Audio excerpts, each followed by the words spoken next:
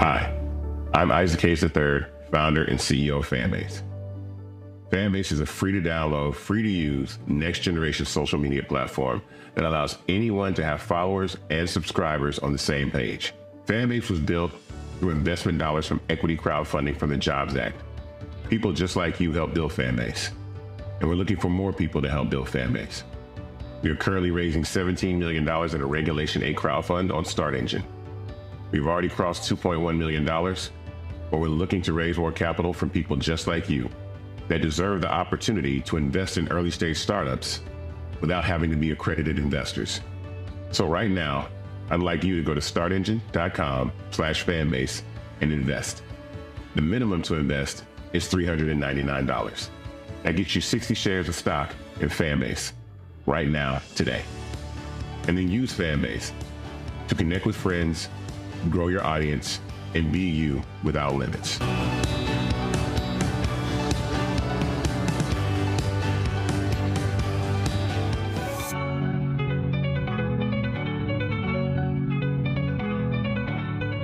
Folks, Black Star Network is here.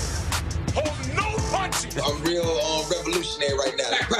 Support this man, Black Media. He makes sure that our stories are told.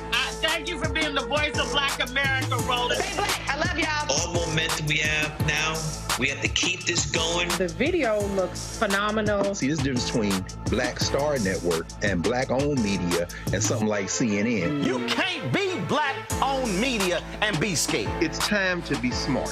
Bring your eyeballs home. You dig?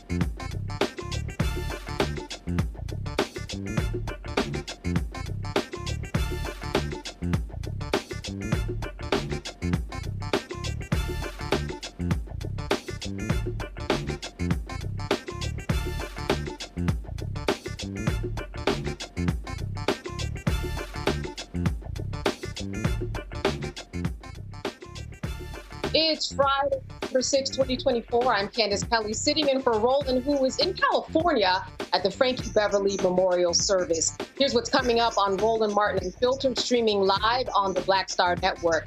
November's job report did show some overall jobs added. However, unemployment for Black men and women increased. Economist Morgan Harper is here to discuss the numbers. We'll explain why New York prosecutors dropped a manslaughter charge in the trial of the former white Marine who killed a Black homeless man by putting him in a chokehold. The deadline for those who have Medicare is tomorrow. We'll talk to an expert who will explain why millions could lose their benefits. And if you want to travel this holiday season, we have an expert with some tips to make sure your trip goes smoothly. It's time to bring the funk on Roland Martin Unfiltered, streaming live on the Black Star Network. Let's go. He's got it. Whatever the miss, he's on it. Whatever it is, he's got the scoop, the fact, the find. And when it breaks, he's right on time and it's rolling. Best believe he's knowing. Putting it down from sports to news to politics. With entertainment just for kicks, he's rolling. It's on go, y'all. It's Roland Martin, yeah. Rolling with Roland now. He's funky, he's fresh, he's real, the best, you know he's Roland Martin now.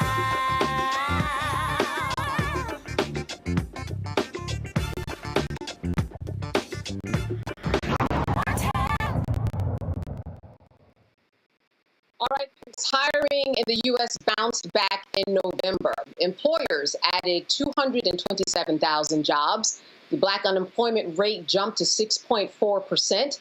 For Black men, it increased to 6%. And for Black women, unemployment climbed from 4.9% to 6%. The overall unemployment rate rose from 4.1% to 4.2%. Now, Morgan Harper is the Director of Policy and Advocacy at the American Economic Liberties Project. She joins us from Columbus, Ohio, to explain the jump in Black unemployment rates. Morgan, thank you so much for being with us today. Thanks for having me. Yes. Now, Morgan, we look at these numbers. They seem rather alarming, especially when we talk about Black women in particular. Talk to me a little bit about what is going on in the United States, in the world's economy, that is making these numbers move the way that they are. Well, I mean, I think it's always important to note that we can't read too much into any monthly result, but this is an indicator. Every month things change. As we saw this month, the job numbers from last month were adjusted upwards based on new data that came through, and there was a lot going on in terms of people getting ready for the election and still dealing with the aftermath of some of these natural disasters last month. So there's always a lot of variation. So I don't think we should read too much into that. But overall, I mean, this was considered a strong jobs report, and that we saw that jobs numbers overall were increasing, that there was some upward adjustment from last month, and that even though there are these increases in unemployment, that's something more that we should probably continue to monitor. And if we see a few months of that in a row, then it's more of a trend.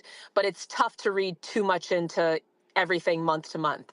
The other thing I would add just overall is, we should consider this kind of a baseline. I mean, this is the November report. We're moving into the end of the year. In January, as everyone knows, we'll be seeing a change in administration. And this jobs report is kind of one of the closing statements of the Biden administration and their stewardship of the economy. And the answer is that the economy is again overall in strong shape.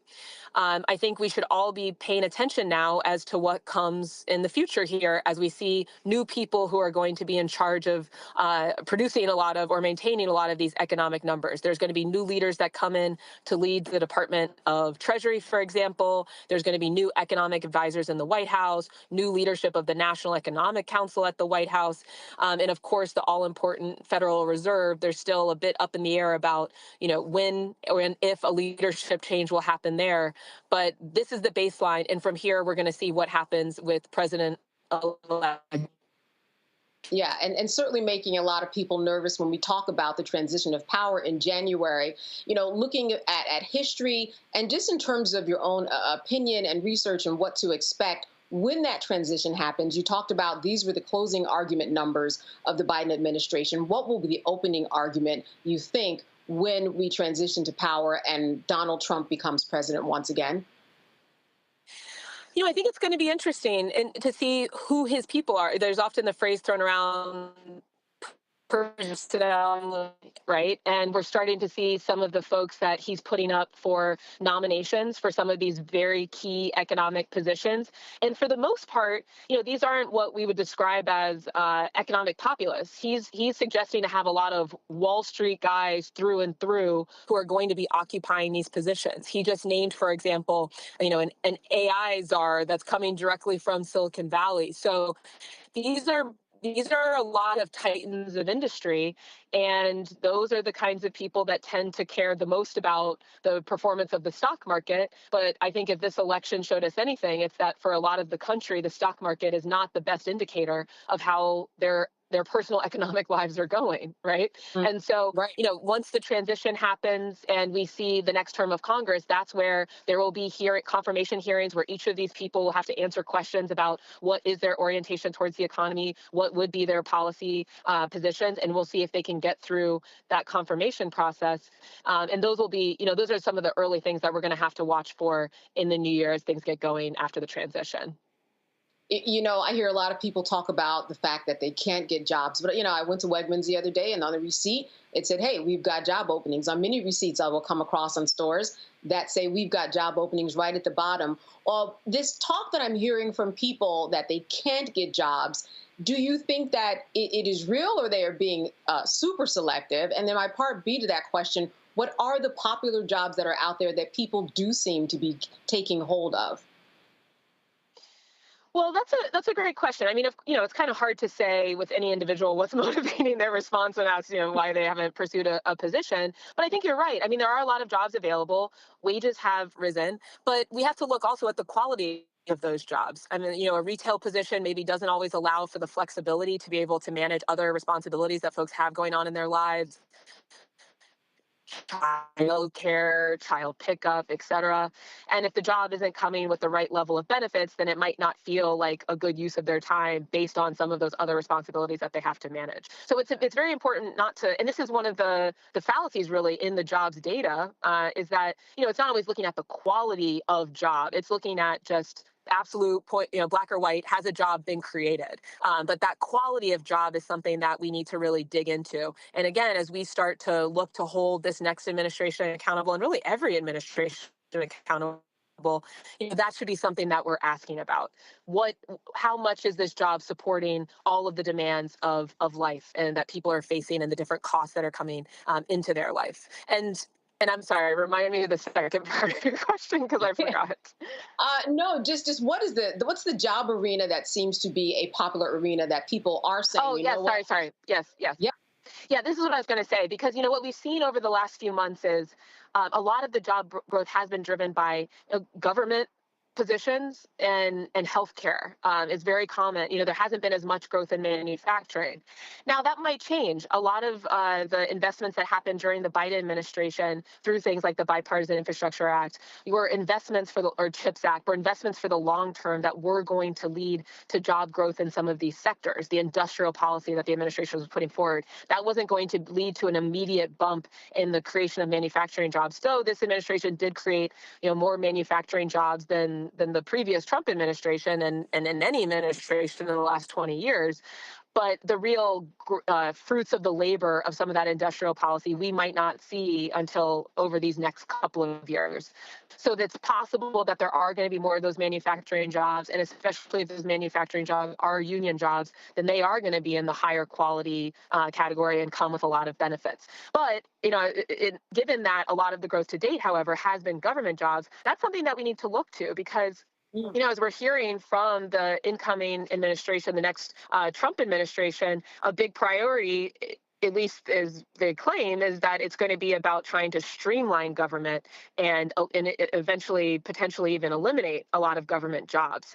So Whether or not that actually comes to fruition, if so, how quickly, and just the volume of jobs and the impact, if there is some elimination of government jobs, or at the very least, it seems like it's not going to be a source of growth for jobs. That's something to pay attention to. And the healthcare sector as well. I mean, the healthcare industry is very much dependent on a lot of government policy. And so as, folks are looking at how Medicare is run, how Medicaid is run, that can have a direct impact on the types of healthcare jobs that are created. And that's something else for us to continue to keep an eye on. All right, Morgan Harper, I want to thank you so much for being with us today, giving us an update about what is going on with jobs. It certainly is something that we all have our eyes on, especially as 2025 rolls around. Thank you for being with us. Thanks for having me. Absolutely. All right, when we come back, I'm going to bring my panelists in on some more conversation here on Roland Martin Unfiltered. We'll be back after this break.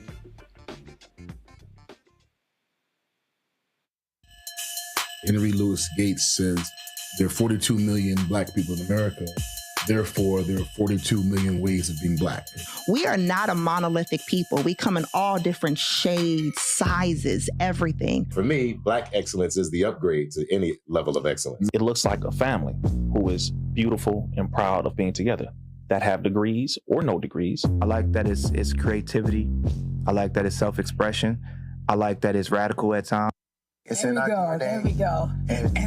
And because we've been through so much and endured so much, and we're gonna go through some things, but we don't stay in it, And the intensive labor to educate you about the systems your ancestors built is not always my obligation. I promise you, you will love it, comrades. Join the community.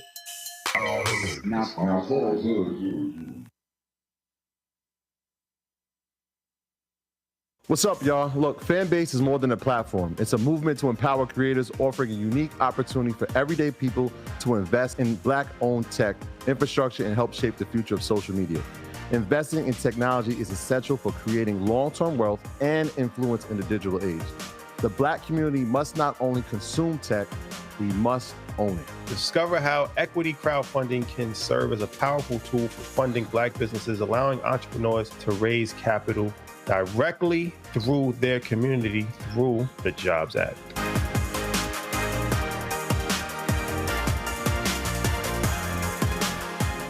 Now streaming on the Black Star Network. I had been trying to get a record deal for a long time. When I finally got signed to the Motown record label in 2003, I was 34, 35 years old. And up until that time, I had been trying to get record deals the traditional way. You record your demo, you record your music, and you send it, to the record labels, or maybe a friend of a friend knows somebody that works for, the record label. And really, chemistry was my last ditch effort at being in the music business. How long have you been trying? I've been trying since I was a teenager. Wow. And I'm grateful that it didn't. I'm grateful that it happened when it happened, because I wasn't prepared, as a teenager to embrace all that comes with a career in the music industry.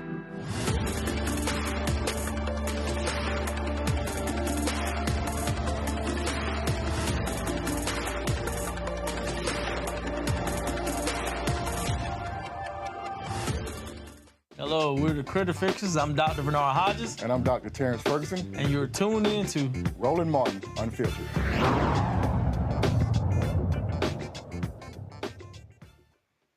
The judge presiding over the subway chokehold case dismissed the top manslaughter charge after the jury had difficulty coming to a unanimous verdict in the subway chokehold trial. The Manhattan jury declared itself deadlocked on the top charge against Daniel Penny, who was accused of causing the May 2023 chokehold death of Jordan Neely. The jury sent a note to the judge saying that they were unable to come to a unanimous vote on count one, referring to the second-degree manslaughter charge. According to the verdict form, the jury must first decide on this primary count before considering any additional charges, including criminally negligent homicide. The prosecution moved to have that primary count dismissed, making room for Judge Maxwell Wiley to order the 12-member panel, comprised of 7 women and 5 men, to return next week to consider the lesser charge of criminally negligent homicide against the former Marine. Here's some reaction from outside of the courthouse. We saw the jury having a problem with the top charge. We saw a judge dismiss the top charge. But I want to take you back to jury selection. When they found a jury specialist who specializes in getting white supremacist killers off, who specializes in race-based jury selection. This woman worked OJ's case. She worked Kyle Rittenhouse's case, the person who bought an AR-15 to a Black Lives Matter rally and killed people. She worked that case, and they paid her I don't know how much money to come in here and pick this jury. Now, I want y'all to quote me on this. America is going to America. And this defense team and jury specialists knew that there was no way you could put 9 white people in a room that would find Daniel Penny guilty.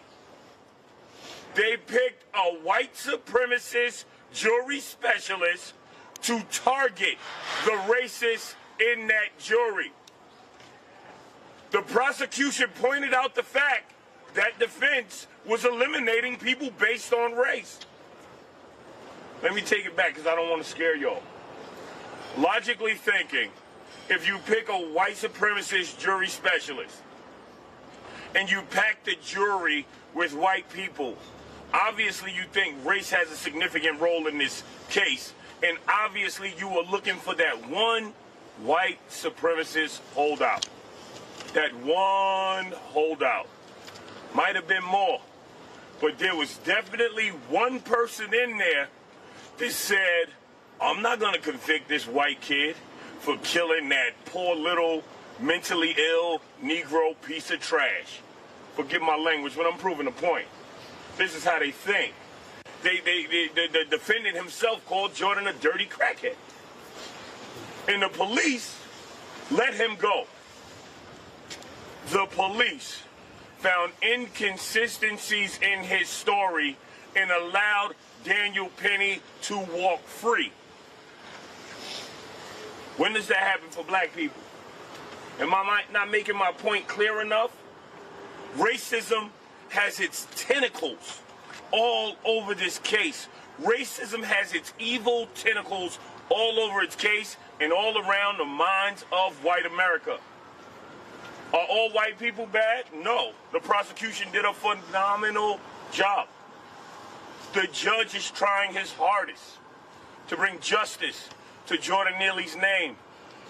But racism is still alive and kicking in America. There's no other way to view this. Everyone has looked at the case, and those among you who say that Daniel Penny is innocent have racism and bias in your heart. If you look at the facts of this case, then you understand that Daniel Penny is guilty. But today, white supremacy got another victory. Today, the KKK, the Klansmen, the evil in America got another victory.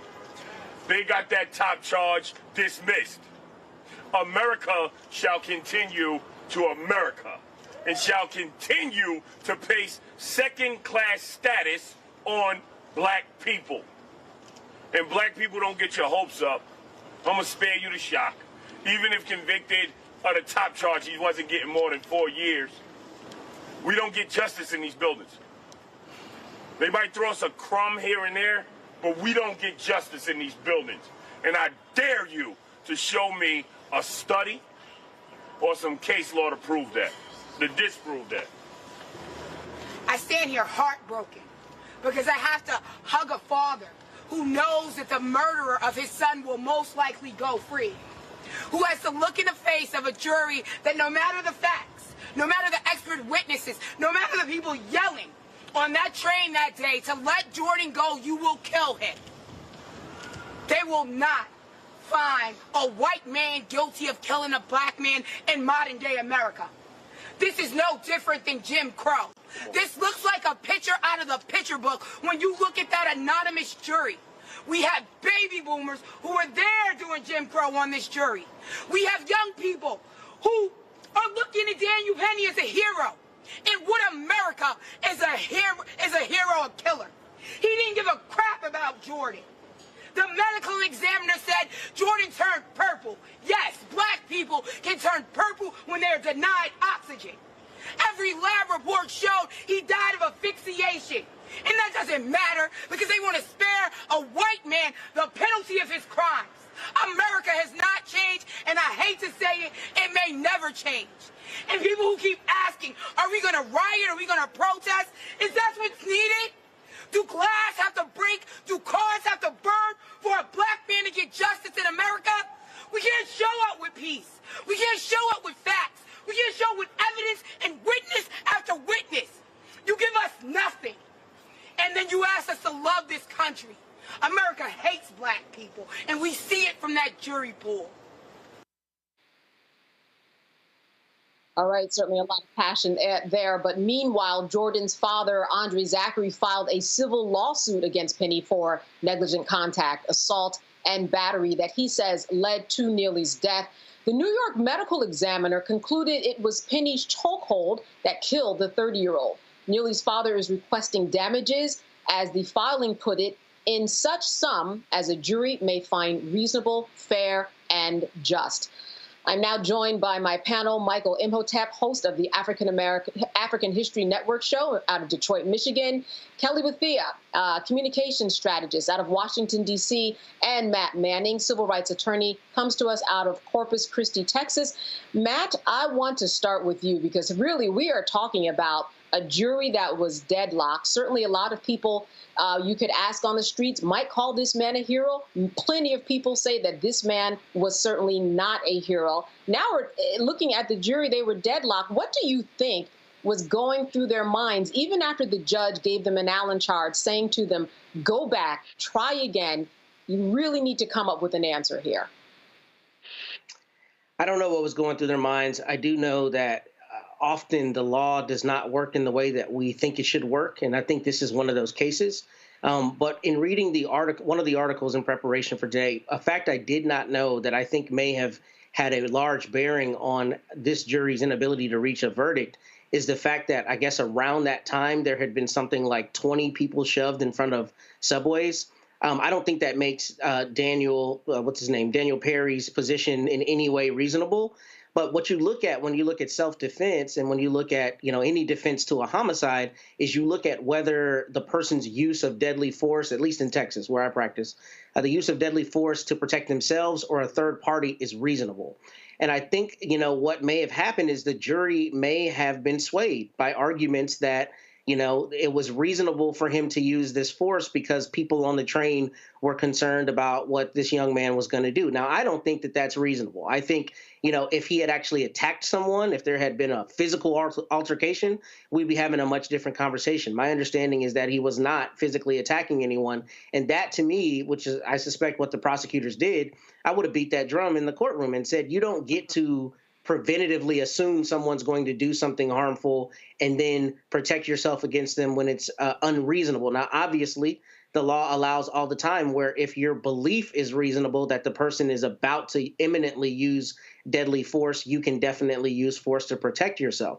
I don't think this is a situation where the use of that or the facing of that force was imminent and was reasonable. And that's what I really think is the primary question here. And as people, may know out there, all you need to hang up a jury is one person. So we keep talking about the jury, but it's very plausible that there were 11 people in that box who thought he was guilty of sin, and there was one person who was holding out. And if that one person holds out, then you have a mistrial. So without knowing how the jury, is constituted in terms of guilty versus not guilty, you can only extrapolate that there was not unanimity, which is what's required. And the last thing is, an Allen charge is a charge where the judge tells the jury to continue working. I think you said that. And yes, those are not applicable in every state. I think that obviously the state of New York allows it, but basically the court tells the jury, hey, keep trying, keep working at it. It looks like the jury was given 2 Allen charges in this case. And in cases I've tried, I've had it where, there have been mistrials declared where a jury has not been unanimous. So I think it might be the fact of people who had been harmed around the subways around that time. Maybe that was given outsized importance in some of the jurors' minds.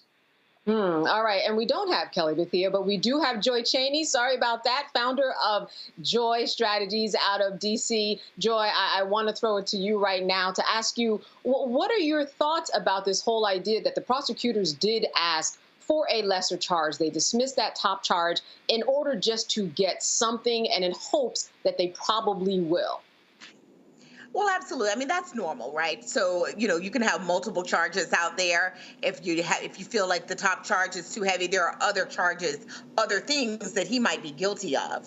And that likely happens. Sometimes the prosecution may overcharge a little bit in the jury's mind, but a juror might feel like, you know what, this fits a lower offense.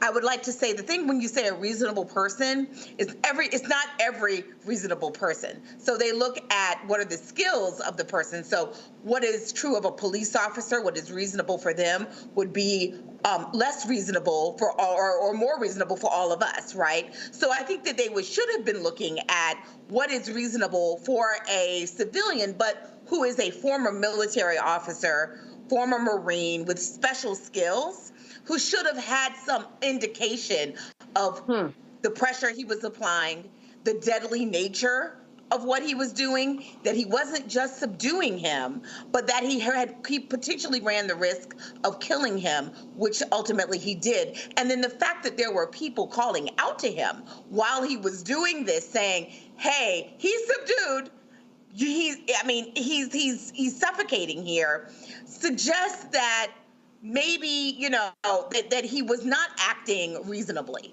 And so I would be really surprised, I guess, at some point we'll find out how many jurors, perhaps, I don't know what the rules are in New York, but many places you can poll the jury afterwards and kind of figure out what was the sticking point. I would have a hard time believing most of these people weren't very concerned with the fact that other people who also could be perceived as reasonable were seeing something totally different than the perpetrator here. Very disturbing, this result, but not surprising, and I'm curious to see what happens with the lesser charge.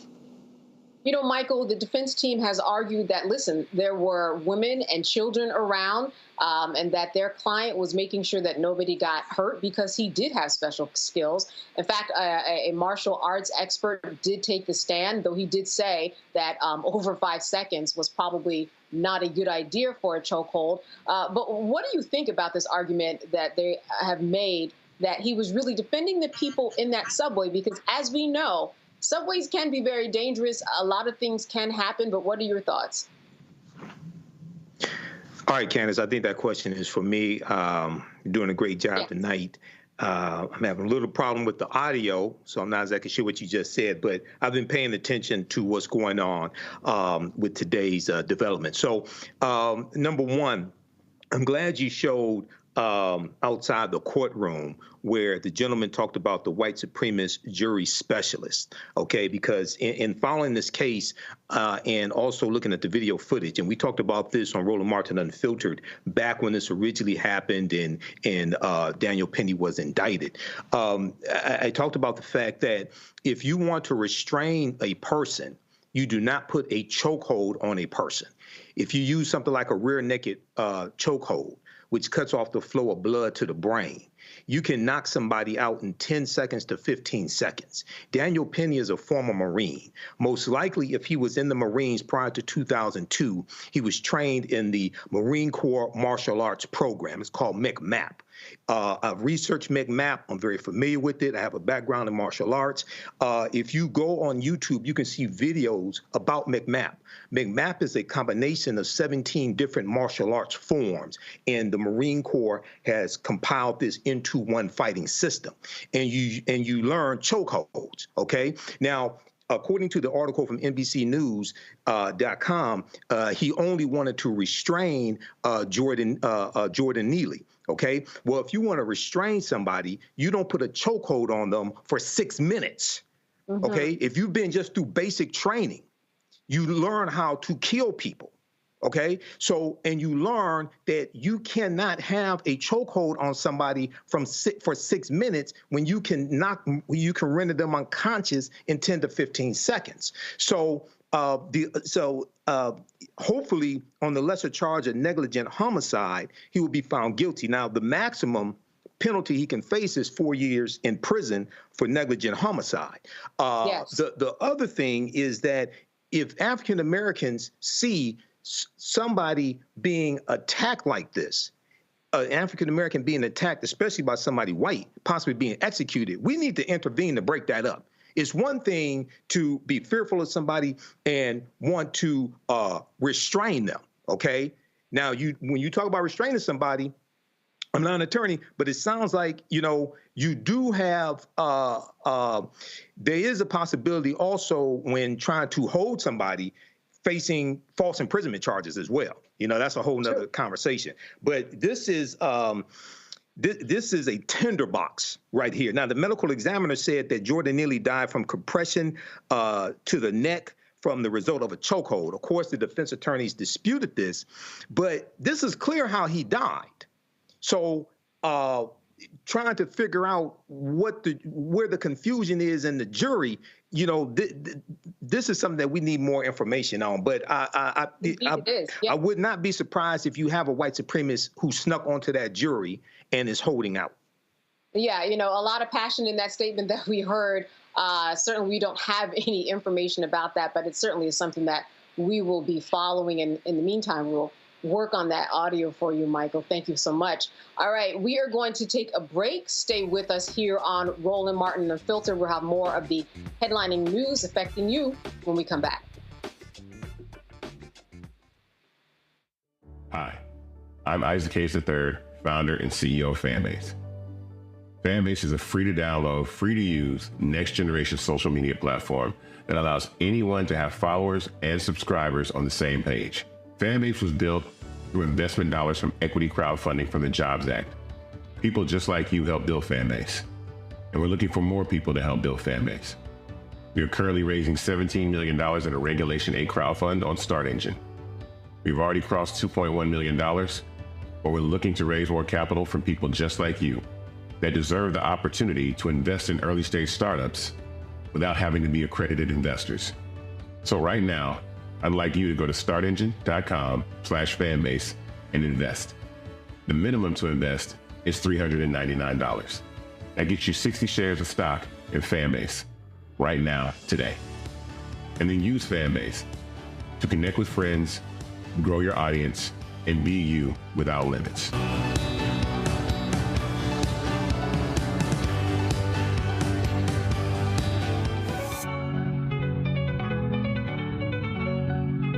Now streaming on the Black Star Network. I had been trying to get a record deal for a long time. When I finally got signed to the Motown record label in 2003, I was 34, 35 years old. And up until that time, I had been trying to get record deals the traditional way. You record your demo, you record your music, and you send it, to the record labels, or maybe a friend of a friend knows somebody that works for, the record label. And really, chemistry that was my last ditch effort at being in the music business. How long have you been trying? I've been trying since I was a teenager. Wow. And I'm grateful that it didn't. I'm grateful that it happened when it happened, because I wasn't prepared, as a teenager to embrace all that comes with a career in the music industry.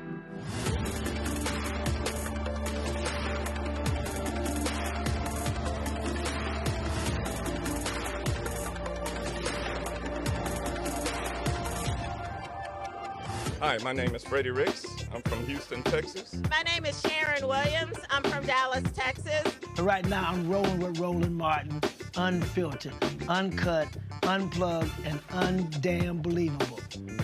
You hear me?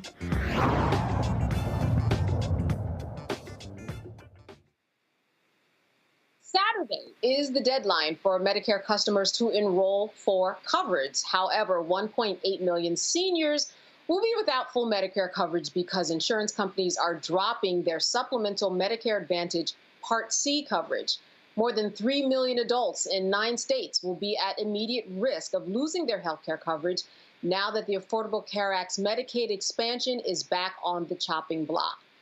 Medicare expert Melissa Hall is here with tips to navigate through all of this. Melissa, thank you so much for being with us today. Hello, thank you. It's such a pleasure. Yes, you know, this is something that remains complicated for a lot of people when we talk about Medicare Advantage Part C coverage. First of all, can you talk to me about the moving parts here in terms of what will happen with the Affordable Care Act potentially if it is on the chopping block? Fantastic. I'm so happy you asked. So, affecting Medicare right now is actually something called the Inflation Reduction Act. It is the new regulation that the Biden administration has passed that limits seniors out of pocket loans, okay, to $2,000, which is great. But the real thing that is affecting here is not what you see, this is what you don't see, okay? Due to this, they are making the start studies more for seniors drugs. Instead of the 25% that they were paying last year, now insurance companies have to pay 60%. So you have manufacturers are having to pay more this year. So what do you think they're doing about it?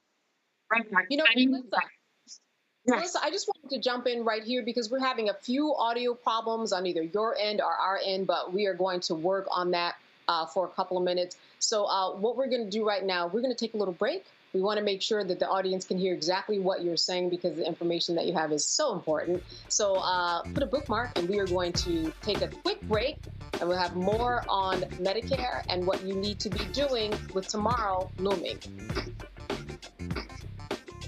What's up, y'all? Look, Fanbase is more than a platform. It's a movement to empower creators, offering a unique opportunity for everyday people to invest in Black-owned tech, infrastructure, and help shape the future of social media.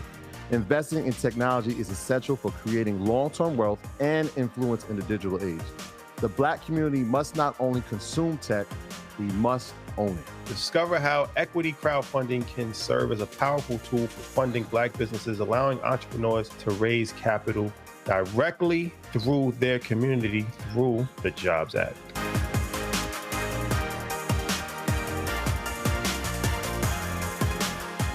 On the next Get Wealthy with me, Deborah Owens, America's Wealth Coach, Black Americans have 1/10 the wealth of their white counterparts. But how did we get here? It's a huge gap.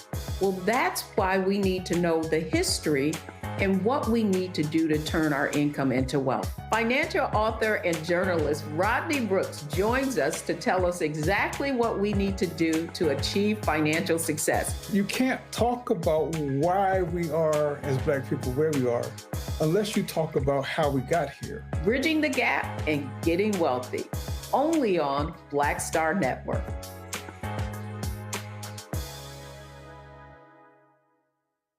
Now streaming on the Black Star Network. I had been trying to get a record deal for a long time. You know, when I finally got signed to the Motown record label in 2003, I was 34, 35 years old. And up until that time, I had been trying to get record deals the traditional way. You know, you record your demo, you record your music, and you send it, you know, to the record labels, or maybe somebody, a friend of a friend, knows somebody that works for, you know, the record label. And really, chemistry was my last ditch effort at being in the music business. How long have you been trying? I've been trying since I was a teenager. Wow. You know? And you know, and I'm grateful that it didn't. I'm grateful that it happened when it happened, because I wasn't prepared, you know, as a teenager to embrace all that comes with a career in the music industry.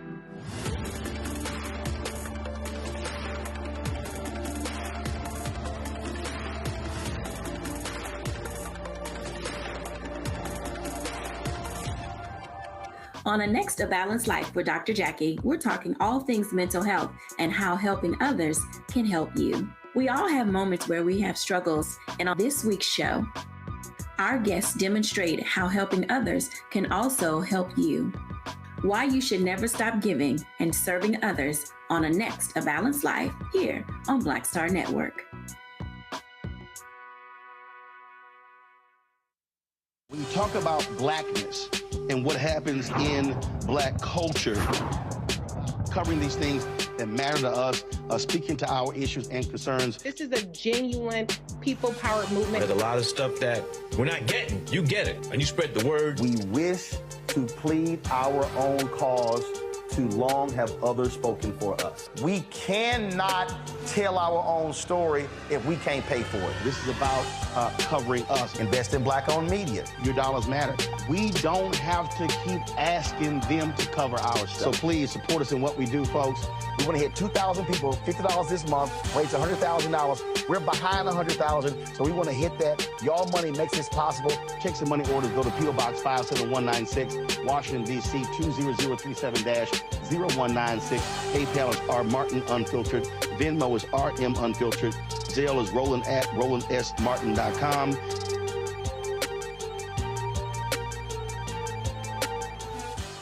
My name is Lena Charles, and I'm from Opelousas, Louisiana. Yes, that is Zydeco capital of the world. My name is Margaret Chappelle. I'm from Dallas, Texas, representing the Urban Trivia Game. It's me, Sherry Shepard, and you know what you watch. Roland Martin on Unfiltered.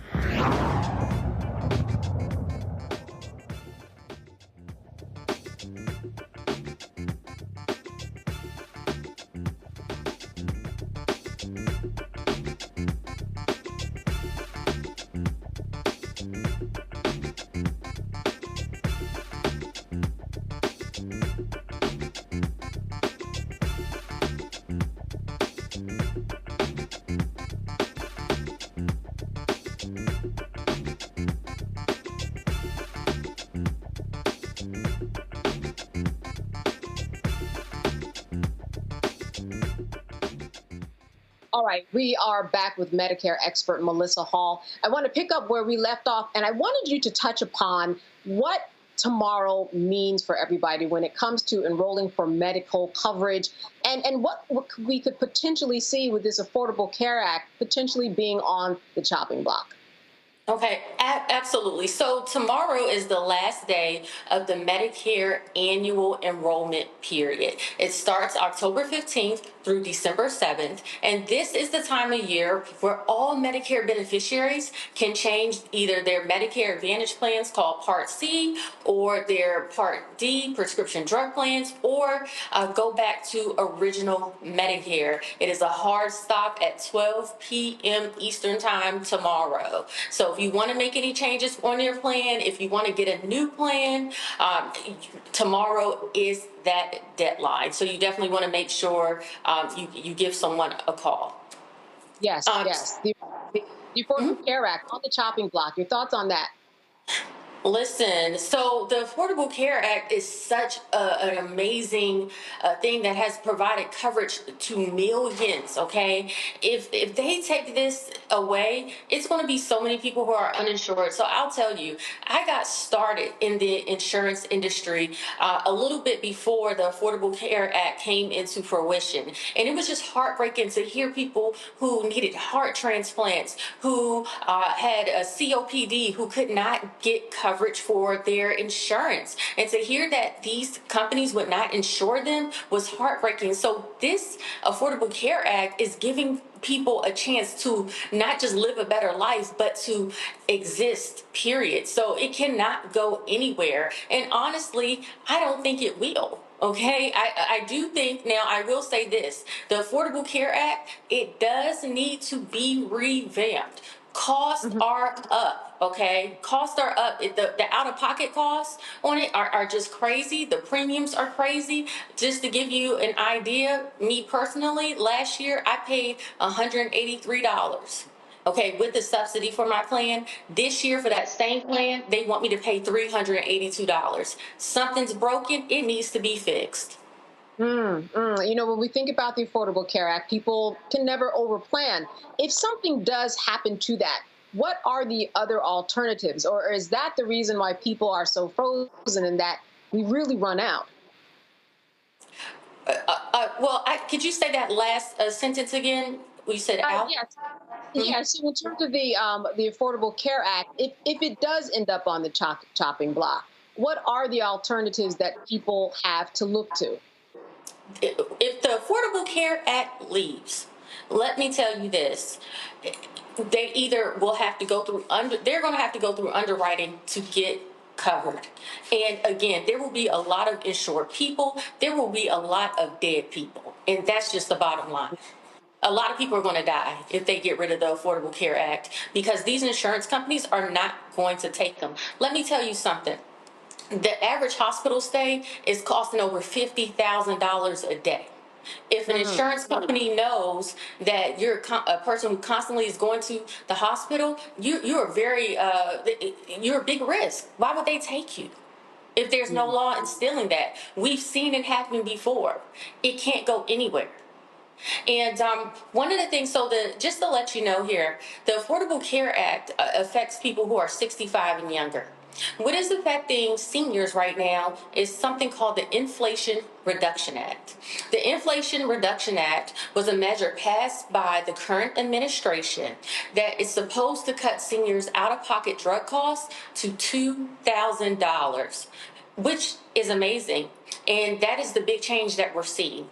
But the real change is what we are not seeing. In order to, yes, ma'am. So in order to be able to afford that cap on the drugs, they are increasing the amount of money that insurance companies have to pay from about 25% to about 60%, and also the drug manufacturers. Now, like I said, the story here is what you don't see, which are plans leaving, okay, that 1.8 million people, okay, will know their plans are not renewing across the nation, all right? Also, too, the out-of-pocket costs are up on almost every Medicare Advantage Part C plan, which over 30 million people are on. 54% of the 64 million Medicare beneficiaries are on these plans, and their out-of-pocket costs are going up. So from about $4,000, I'm seeing it max out to $9,300. It's scary. Wow. Yeah, Melissa, great information, not very comforting. I want to bring in my panel here. We've got Joy. I want to start with you. A question for Melissa. Yeah, so first of all, thank you for this. You know, one of the things that we are concerned about is, yes, Affordable Care Act is at risk. The Affordable Care Act itself is very popular. And we have seen in the past that Republicans have not been able to repeal it. But what they can do is to make it more difficult to administer. They can make it, they can whittle away at it. They can also whittle away at Medicaid coverage. So we know that one of the things that are at risk significantly is Medicaid, right? So that means, a range of things, including limiting Medicaid expansion, which means that millions of people who are covered now won't be covered, perhaps if we roll back on that. So instead of us talking about just the dire of getting rid of ACA, what are the other things that have been promised that would undermine ACA and then take those problems you just talked about where we're already seeing increased costs even worse? Okay, well, I just want to say something here, and it might surprise you all, but the Trump administration that is coming in, now, when it comes to the ACA, that's totally different. If they take away the subsidies and everything, people will not be insured, okay? And that will be terrible. But when it comes to Medicare, the Trump administration might have it right this time. They might have it right because currently for Medicare, the biggest thing that is hurting it is over-regulation. And Dr. Oz is going to be the new head of CMS, the Center for Medicare and Medicaid Services, that controls Medicare, which I think is fabulous because he knows both sides of the coin. He's a doctor, so he knows how it is to just want to practice medicine, but he is also, a spokesperson for Medicare Advantage, again, the service that insures over 54% of Medicare beneficiaries. He wants to give that system more money because right now the current administration is taking away the money, and that is why the costs are going up and our seniors are getting hurt. So, but contrary to popular belief, this may be a very good thing for the future of healthcare. I'm going to counter you on that. Well, one, just process-wise for everyone to know, Yes. Dr. Oz has to be confirmed. But the current administrator, Shakita Bruce LaSure, and President Biden have put a lot of money into Medicare. One of the things that they have done is actually increase drug price negotiation so that we can lower the cost of drugs for seniors. There are also a lot of things in the IRA that are aimed at making more seniors eligible for cheaper coverage, right? So same benefits, but for less. So we definitely want our viewers not to be confused and to make sure that those things, those gains are still there. But the fact of the matter is insurance companies we want to hold them accountable so that they're not getting all profits and that they are actually covering people and not just running up costs on them. And that is one of the concerns that we have had. And what the IRA has done is to seek to shore up Medicare, make sure there are more affordable options. So just want to be clear to your viewers about that.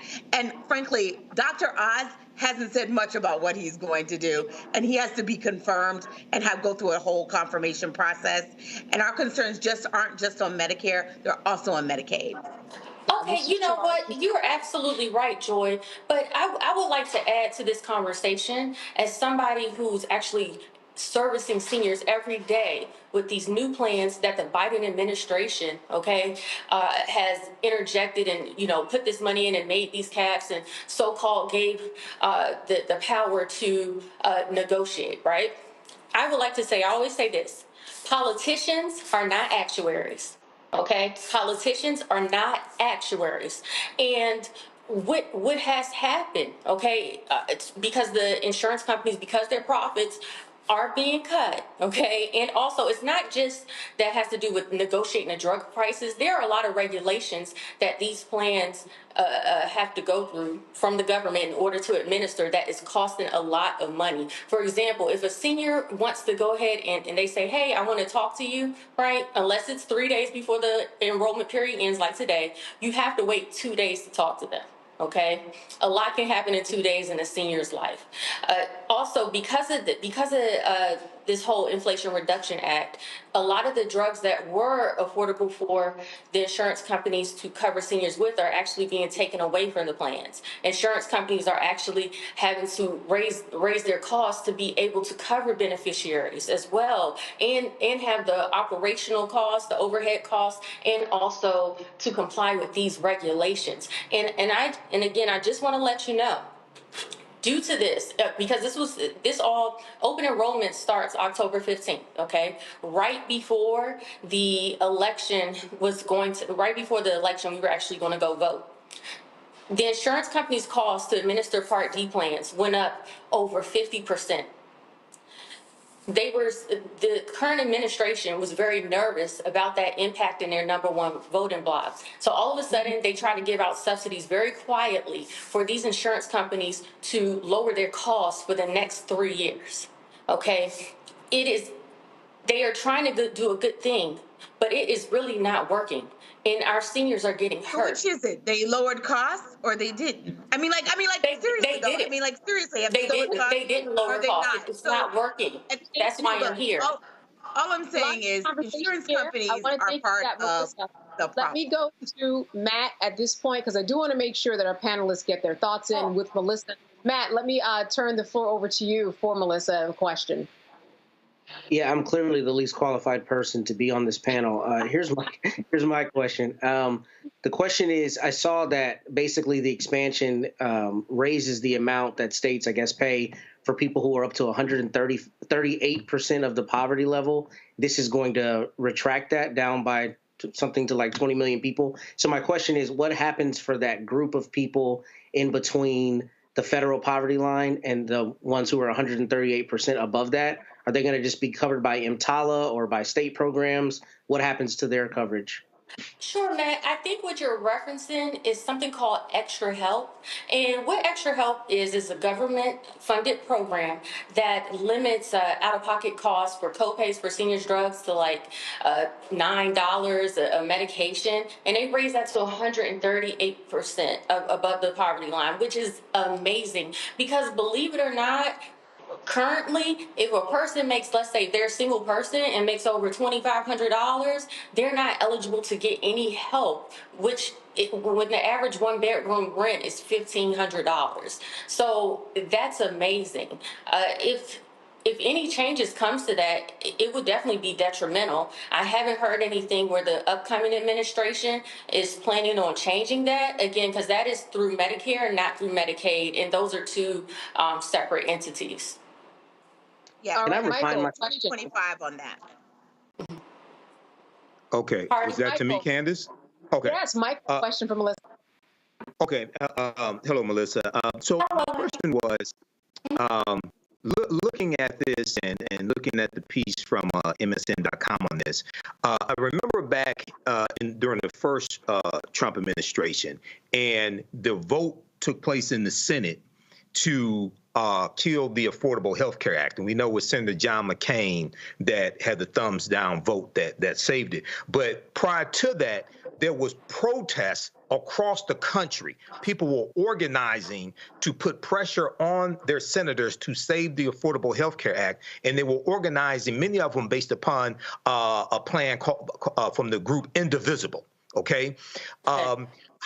So have you heard any plans of organizing and putting pressure on senators as well? We know that even though you have Vivek Ramaswamy and Elon Musk, who are going to be cutting the budget and trying to cut $2 trillion, but the actual cuts come from the House and the Senate in the budget appropriation subcommittees, okay, for the budget. So, but have you heard any talk about organizing like they did to save the Affordable Health Care Act during the first Trump administration to be able to save the funding for Medicaid? Oh, wow. As far, you know what, you are bringing up a great point. So I will say this, as far as per se, so it's two different things. Saving the Medicaid funding versus saving the Affordable Care Act, those are handled by two different entities. I will say that I did go to a conference last year called AHIP, American Health Insurance Plan. They administer a lot of the certifications for agents who deal with Medicare, dual eligibles, and we actually had a conference last year in Baltimore, Maryland, where we actually spoke to the head of Medicaid throughout the nation, and also we did lobby in Washington as well. Also, I'm a member of NABIB, National Association for Brokers and Insurance for Professionals, and we actually lobby at Congress, okay? We have something called, I think it's called Congress Week or something, or Lobby in Washington Week, where we actually meet with senators face to face to talk about the issues of healthcare, such as Medicare, such as the Affordable Health Care Act, to actually shore up these things and improve them for the citizens that are utilizing them and us as the brokers. Because let me just tell you, over 50% of insureds, whether they're for Medicare, whether for the Affordable Care Act, use a broker, individual broker who could be your neighbor or a person at your church, just like myself. So we actually do lobby on the people's behalf, face to face with these folks. So and I mean, it's thousands of us who are part of this organization. All right, Melissa Hall, Medicare expert, I want to thank you so much for bringing us yet another spirited conversation that a lot of people need the information about. You are watching Roland Martin Unfiltered here live on the Black Star Network. Stay with us. We will be back after the break. Hi, I'm Isaac Hayes III, founder and CEO of Fanbase. Fanbase is a free to download, free to use, next generation social media platform that allows anyone to have followers and subscribers on the same page. Fanbase was built through investment dollars from equity crowdfunding from the Jobs Act. People just like you help build Fanbase, and we're looking for more people to help build Fanbase. We are currently raising $17 million in a Regulation A crowdfund on StartEngine. We've already crossed $2.1 million, but we're looking to raise more capital from people just like you that deserve the opportunity to invest in early stage startups without having to be accredited investors. So right now, I'd like you to go to startengine.com/fanbase and invest. The minimum to invest is $399. That gets you 60 shares of stock in Fanbase right now, today. And then use Fanbase to connect with friends, grow your audience, and be you without limits.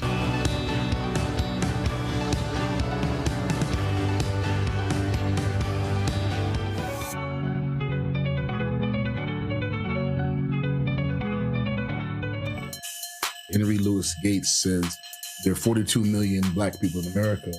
Therefore, there are 42 million ways of being black. We are not a monolithic people. We come in all different shades, sizes, everything. For me, black excellence is the upgrade to any level of excellence. It looks like a family who is beautiful and proud of being together, that have degrees or no degrees. I like that it's creativity. I like that it's self-expression. I like that it's radical at times. It's in our DNA. There we go. And because we've been through so much and endured so much, and we're gonna go through some things, but we don't stay in it, you know. And the intensive labor to educate you about the systems your ancestors built is not always my obligation. I promise you, you will love it, comrades. Join the community.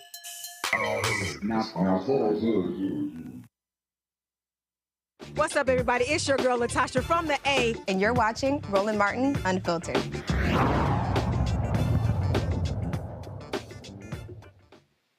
All right, so social media is in an uproar over the vague way the New York Police Department chose to describe the skin color of the suspected killer of United Healthcare CEO Brian Thompson. This is how Chief of Detectives Joseph Kinney described the suspect to the public in Wednesday's news conference. The shooter appears to be a light-skinned male. He's wearing a light brown or cream-colored jacket, a black face mask, black and white sneakers, and a very distinctive gray backpack. This is who they are looking for. Does he look light-skinned to you? We all know what light-skin means. You know, you say light-skin, you normally say a light-skinned black person. I do not see that. The man that they're looking for isn't light-skinned. To me, he looks like he's a white man. Listen, I want to go to my panel now. Michael, what do you think about this vague description that I understand with this huge manhunt that people are in an uproar about? Are you coming to me first, Candace, because I'm light-skinned? Is that why? You. Okay. I'm not giving you the whole segment, though. Let's keep that. So when I first heard this comment, like the same day, pretty much real time, I was saying there wasn't a brother that did this alleged hit. When they said light skin, I said no. And then when they released the picture and I saw it, I said no. This is like a white man, and for some reason they didn't want to say it. Now, also let me just say from the start, as the time of this broadcast, from my understanding, he's a person of interest. I don't think he's been actually named a suspect unless this happened, in the past hour or so. So they said he's a person of interest. But this is like a white man. This doesn't look like a light-skinned person. So, there's a good article from AtlantaBlackStar.com that talks about this and, alluding to the fact that they didn't want to reveal that this was a smiling white male is being sought. They wanted to say he's light-skinned. And what that does is then also kind of puts a target on light-skinned men, okay, in that city. Kind of puts a target who kind of fit that description. That kind of puts a target on light-skinned men as well. But one of the things I think you may see, and Huffington Post had an article probably maybe about 10 years ago, and it dealt with how white suspects are oftentimes treated better than black victims. It's a fantastic article that looked at numerous news stories where African Americans were the victims of crime, and they talked about how the white-controlled news media oftentimes would talk about how it's so much out of the character of this white person to kill somebody. But then when it's an African-American victim, they almost want to blame the African-American for their own murder. Okay, so we need to pay attention to this. Let me bring Matt in here, Matt, because you deal with a lot of law enforcement in your line of work, I'm sure. You interact with them a lot. I mean, could there be a strategy that the folks who are in the uproar about on social media may not be in tune with? I mean, maybe. I do think this is a little much ado about nothing insofar as, they give often vague descriptions of people. However, I will readily concede they would normally say the person is fair-skinned, right? They would normally say light-skinned, which has a direct correlation in most people's understanding to be a black person. So I understand how people are making that leap. I don't think it really matters that much, because I think they could have said just as easily this person is fair-skinned or white, it made it inclusive. That's often what they do, right? A fair-skinned person, or perhaps a white person, or perhaps a light-skinned African-American, or perhaps a Latino person. Because phenotype, we know, does not necessarily mean race. All that being understood, light skin does have a specific connotation. When we hear light skin, we know we're talking about somebody who looked like Mike, right? Looks like Mike. But all jokes aside, we understand that. And I get people being angry about the perceived reticence to say this is a white person. Totally get that. I think Michael's 100% right. We've seen that with Dylan Roof. They bought the guy a hamburger, right? So I understand people's outrage. But law enforcement does often do this. They give a nebulous description close enough to what they think they have so that it kind of casts the net on people who are looking to see, okay, maybe this is a person who meets this description. So I don't think it's really that big a deal, in my personal opinion, but I do get people taking umbrage because light skin in particular has a particular connotation.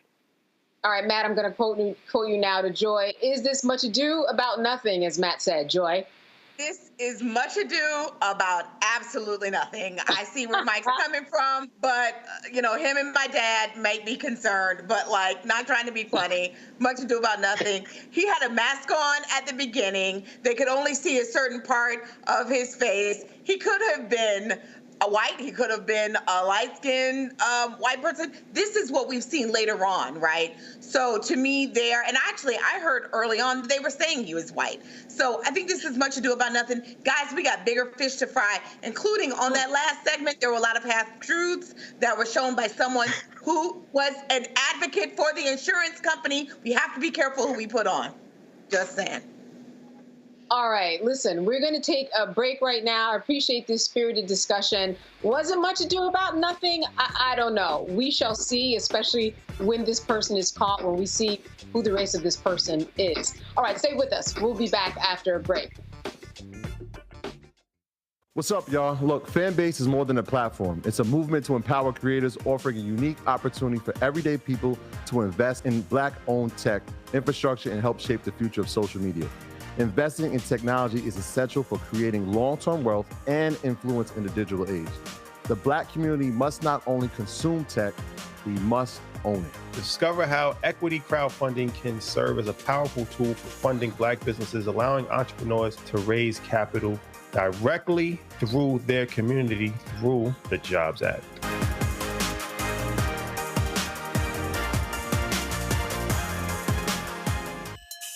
Henry Louis Gates says there are 42 million Black people in America. Therefore, there are 42 million ways of being Black. We are not a monolithic people. We come in all different shades, sizes, everything. For me, Black excellence is the upgrade to any level of excellence. It looks like a family who is beautiful and proud of being together, that have degrees or no degrees. I like that it's creativity. I like that it's self-expression. I like that it's radical at times. There we go. And because we've been through so much and endured so much, and We're gonna go through some things, but we don't stay in it, And the intensive labor to educate you about the systems your ancestors built is not always my obligation. I promise you, you will love it. Comrades, join the community.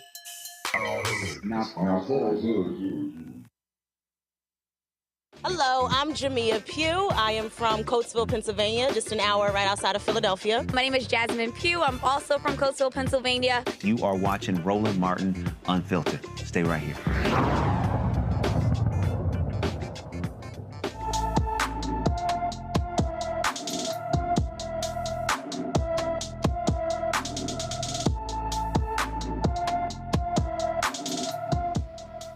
Faith Campbell has been missing from her Tallahassee, Florida home since August 29th, 2024. The 16-year-old is 5 feet 7 inches tall, weighs 240 pounds, with black hair and brown eyes. Anyone with information about Faith Campbell should call the Tallahassee, Florida Police Department at 850-891-4233. All right. The Bahamas tells Trump they will not accept his proposal to accept deported individuals. Donald Trump's team compiled a list of countries to which it wanted to deport migrants whose home countries refused to accept them.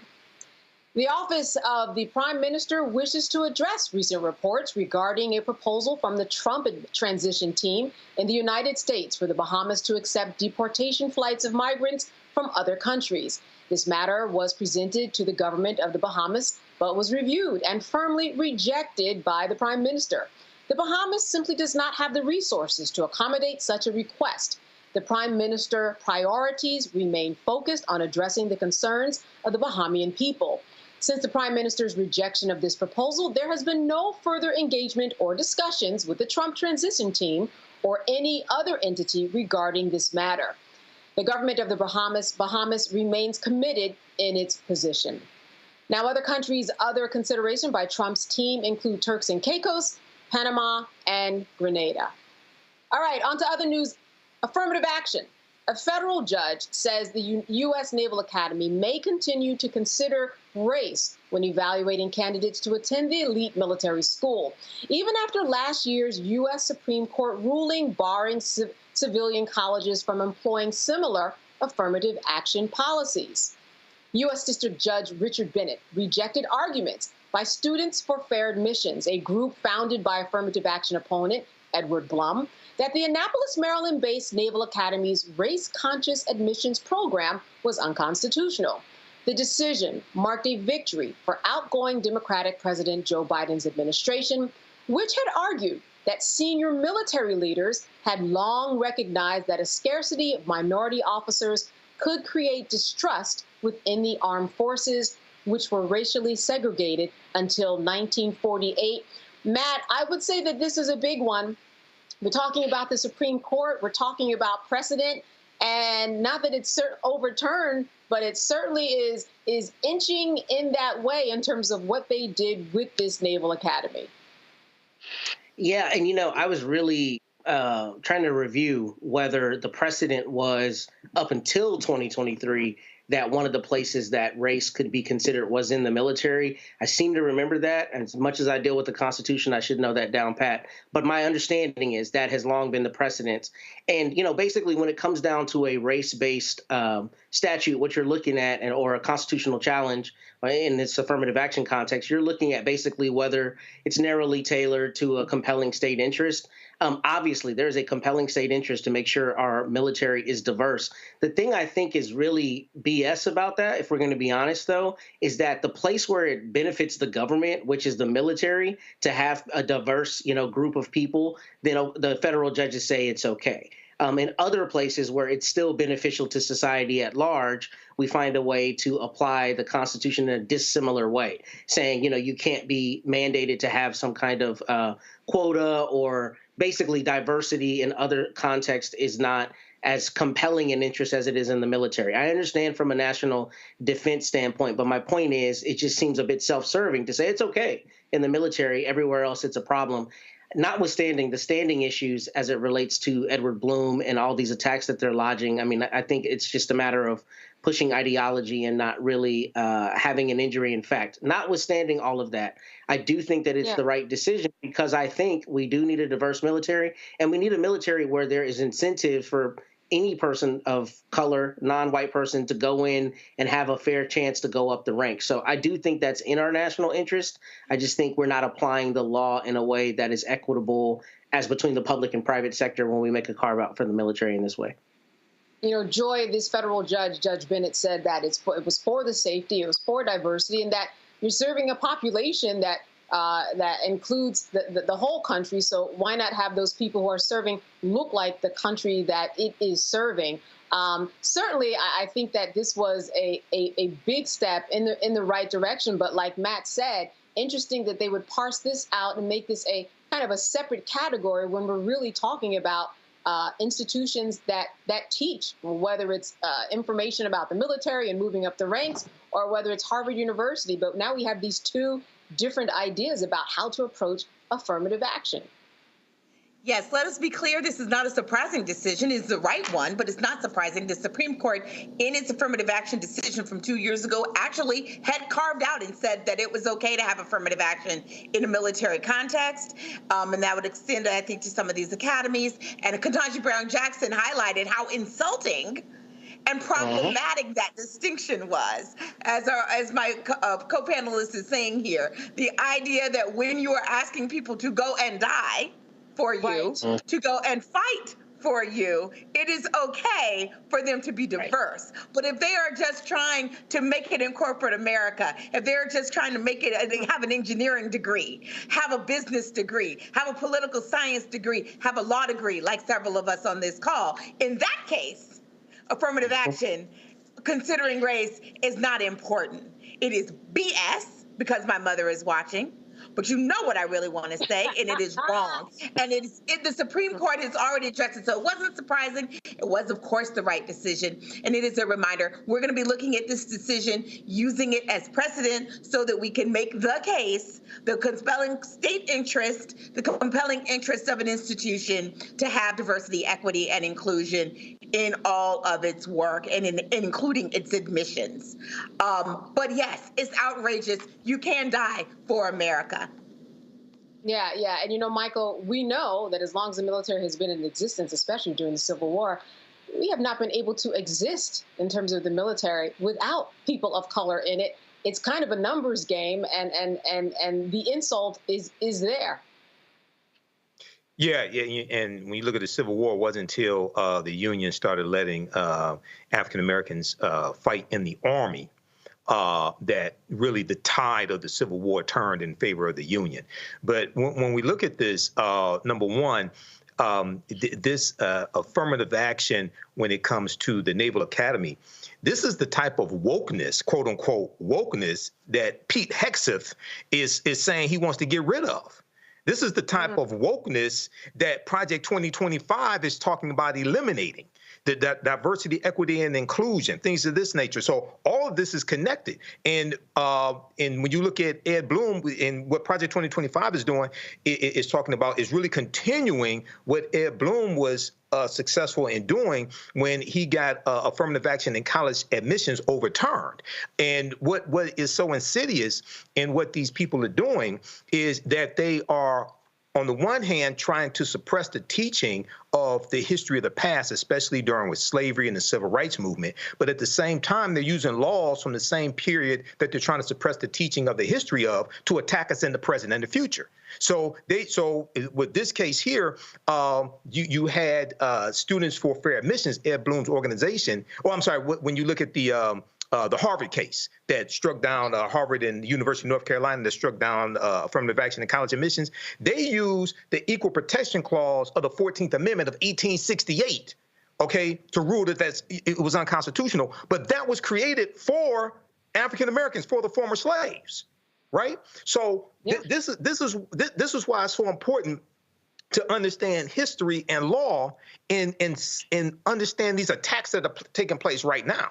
This is why that 2024 election was so important. A lot of people don't understand what's at stake here. They're playing for keeps. Yeah, Michael, Candace, can I add super quick? Yeah, I'm sorry. If you make it quick, sure. Yeah, I was just going to say very quickly, I think Joy and Michael hit on something that's really important. So the military academies are incredibly difficult to get into. And I think Joy's point about diversifying corporate America, that might be really interesting argument for interesting fodder for an argument to attack affirmative action outside of the military context. If you look at the standpoint of, Ivy Leagues tend to produce an extra large number of people who go into the top ranks of corporate America. If the logic is here, we need a diverse military that comes from the military academies. The people who go into the military academies often need, a sitting senator's recommendation to get into the school. They're extremely difficult to get into. So that being the case, the logic should be the same, elite ranks that are coming out of these military academies. We have the same necessities for diversity in the corporate and non-military space. Yeah. Matt, you make perfect sense. As always, somewhere Ed Blum is out there working on what his next steps are. And because of that, we'll probably continue to be talking about affirmative action for a long time to come. All right, we're going to take a short break. You're watching Roland Martin Unfiltered live here on the Black Star Network. We'll be back after a break. Hi, I'm Isaac Hayes III, founder and CEO of Fanbase. Fanbase is a free-to-download, free-to-use, next-generation social media platform that allows anyone to have followers and subscribers on the same page. Fanbase was built through investment dollars from equity crowdfunding from the Jobs Act. People just like you helped build Fanbase, and we're looking for more people to help build Fanbase. We are currently raising $17 million in a Regulation A crowdfund on StartEngine. We've already crossed $2.1 million, but we're looking to raise more capital from people just like you that deserve the opportunity to invest in early-stage startups without having to be accredited investors. So right now, I'd like you to go to startengine.com/fanbase and invest. The minimum to invest is $399. That gets you 60 shares of stock in Fanbase right now, today. And then use Fanbase to connect with friends, grow your audience, and be you without limits.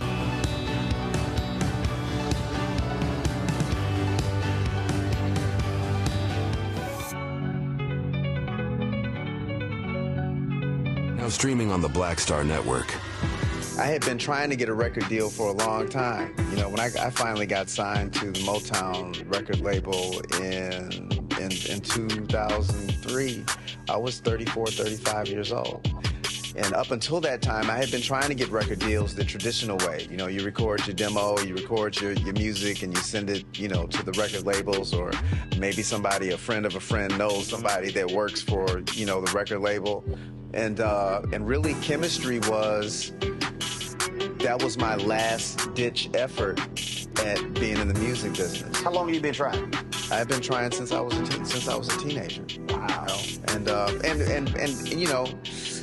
And I'm grateful that it didn't. I'm grateful that it happened when it happened, because I wasn't prepared, you know, as a teenager to embrace all that comes with a career in the music industry.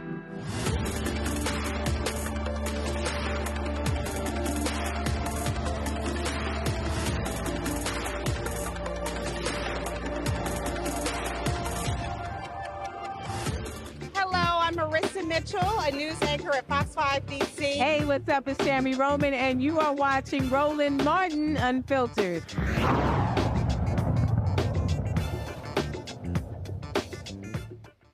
All right, so we've got Christmas and several other celebrations right around the corner. Have you made your holiday plans yet? Well, if you haven't, don't fret. We have a travel expert, Tamika Jones. She's going to give us tips to ensure that your trip goes smoothly. She joins us from Aurora, Colorado. Tamika, good to see you. It's good to see you too. Yes, listen, Thanksgiving was hectic, those travel days. You know, can you remind us once again, Christmas, what is the best day to travel, not to travel? So the best day not to travel, I would say, is like the day before Christmas, which is Christmas Eve. I would say it's not the best if you're looking to fly or travel driving somewhere. Drive in the evening. That's the best time. Now, believe it or not, traveling on Christmas Day is actually a good time to travel, whether you are driving or flying. Oh, wow. All right. Listen, I know that you have some holiday travel do's and don'ts. Let's walk through them. You already touched upon it a little bit, but in terms of flying, don't fly the weekend before and day after Christmas. Yes, unless you like crowds. And many of us don't. Many of us try to avoid traffic and crowds. And sometimes that is hard. But yes, if you can, try to fly Monday to Monday. I know people's availability as far as vacation doesn't always work out, but that helps. Monday to Monday, it's a lot less travelers at the airport, a lot less travelers on the road. All right. So if you are going to travel on Christmas Eve, like you said, do it in the morning, which is key. Now, when you say there are different types of mornings, Tamika, let's be real. There's 3 a.m. in the morning. There's 8 a.m. 11 is still the morning. What's the best? Okay, so if we're talking about driving, 3 a.m. is not so bad. Early bird gets the worm, and you will basically be driving into a beautiful sunrise, right? So a lot less people on the road. But we're talking about flying. Definitely, according to Expedia, it's best to travel before 1 p.m. in order to try to avoid cancellations. You know, cancellations, unfortunately, have been taking place a lot this season and actually throughout this year. So according to Expedia, if you want to try to avoid those cancellations for flights, fly between 6 a.m. and maybe before 1 p.m. Yeah, and if there are cancellations, we know that there are new rules for cancellations. Can you quickly go over those in terms of what money we can get back? Yes. So as far as the new rules, I highly recommend that everyone checks out the government websites to get more exact details, because based on some of the new rules, it really also varies. And so I'd like to give information out, but I like for people to make sure they do their due diligence as well. Because some airlines, if the flights are delayed for more than 3 hours, they are required now to maybe provide you a hotel if necessary, other travel accommodations if necessary. It's also refunds. But be sure to check out the airlines' websites, as also government finds out, to find out specifically what you can do in order to make sure that if you encounter like a cancellation, that what you're entitled to. Exactly. All right. Make sure that you know that information. Let's talk about top winter destinations, whether you're just going there for vacation or a lot of people are traveling and having, Christmas elsewhere, celebrating holidays. New York, Los Angeles, Orlando, Tokyo, Zurich, and Munich. We're going to talk a little bit about going to Tokyo and these places that might seem particularly expensive. When we look at these rates, even to California, I'm here on the East Coast, it can be quite a lot of money. But unless you're going maybe Monday to Monday, is that where that rule applies here, where you can get a big discount on that ticket? I wouldn't say big discount. I would say, according to Expedia, you might see a little bit of like a 10% savings if you are booking perhaps Monday to Monday. And also, one thing I like to recommend, and based on my own travel experience, is checking out flights on Tuesdays and Wednesdays. Sometimes you'll see a price drop on those days, and even sometimes on Saturdays. All right, let's talk about these holiday travel tips. Book early flights, book refundable hotels, consider purchasing trip insurance. I can't say I always do that. I'm always on the fence. I'm like, I think this plane ride is going to go through. Purchase or renew global entry, TSA pre-check, amen to that, or clear. Listen, I was in the somewhere, where was I? I think I was in Atlanta. And I was in the TSA pre-check, and someone told me that actually they had been in the TSA pre-check line, and it was still 2 hours long. I have never experienced that, but it seems like TSA and perhaps Clear and Global Entry aren't always 100%, but definitely better than going through regular. Yes, I mean, 'tis the season, right? It's not. It just depends, but I highly recommend it. I have them all. I have Global Entry, I have TSA, and I do have Clear. But I will say, I have encountered a situation during the holiday season where those lines were actually longer than like the general lines. So what I did, another little tip or hack, is if you are traveling, let's say for instance with Delta, they have a Sky Priority line at Hartsfield-Jackson Airport in Atlanta. I went through that line. Now, I did still have to take off my shoes and my coat and take my laptop, but I got through within less than 10 minutes compared to if I would have stayed in that line. But I highly recommend Global Entry, TSA pre-check, and or Clear. They are the expedited screening services, and most of the time, they will get you through those lines pretty quickly.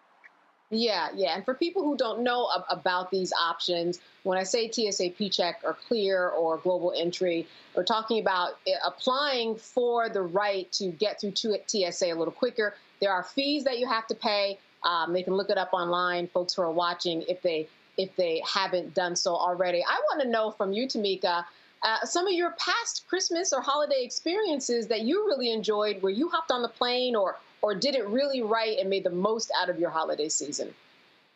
Oh, so right now, as you mentioned earlier, I'm in Aurora, Colorado. I'm actually staying at the Benson Hotel and Faculty Club, but I had to chase the miles, or I would say chase status, to be able to get here. So what I did was, of course, I took advantage of my TSA pre-check, and I also have digital ID. That is another expedited service that's offered with Delta Airlines, as well as if you have TSA pre-check. Got through the line within a few minutes, hopped on a plane here to Denver, landed at Denver International Airport, and 20-minute drive here to Aurora. But here I'm staying at this beautiful hotel that happened to have some good deals. I'm staying in this beautiful suite that is a Christmas holiday suite. So that's something that many travelers can look out for. If you're just looking for a quick weekend getaway or even perhaps a staycation, look for hotels that are offering some holiday themed rooms or suites to add to the whole experience, and check around the area for other pop-up bars or pop-up events that's happening in the area. So Colorado is near and dear to my heart because it happens to be where I'm from originally. So I spend a lot of time out here. But separate from here, I was just in the beautiful island nation of Fiji, another gorgeous location. Yes, it is phenomenal. And I flew from Atlanta to Los Angeles and from Los Angeles to Fiji. Now, one great thing that's happening with Fiji Airways is they're starting a new nonstop on Delta Airlines 3 days a week, Tuesdays, Thursdays, as well as Saturdays, I believe starting December 10th. So now those of us that don't have to travel so far to the West Coast now to be able to hop on a plane to Fiji, and it is absolutely stunning. And you know what? It's actually the people who are people of color, people who look like us. It's the hospitality they provide that makes the experience even more memorable. Wow. Wow. Listen, if somebody's going to travel right, Tamika, it's going to be you. I want to thank you so much for giving us all these great holiday tips. Wonderful and great to see you. So good to see you too. Thank you for having me. Yes, and enjoy your staycation. All right. Thank I also you. want to thank our panelists for tonight, Michael, Joy, and Matt. As always, good seeing you. Spirited conversation. Thank you. Great job, Candace. Be with us today. Great job. All right. All right. Let me just say on travel, Costco travel, look into it. It's amazing. I just did an international trip. Chef's kiss. Really? All right. All right. Costco, somebody's bookmarking it out right there. All right. Good to see all of you. All right. On another note, as we close, we told you that Roland was in California attending a memorial service for Frankie Beverly, who died in September. Roland sat down with the music maestro years ago, and here's that simply amazing conversation with Frankie Beverly.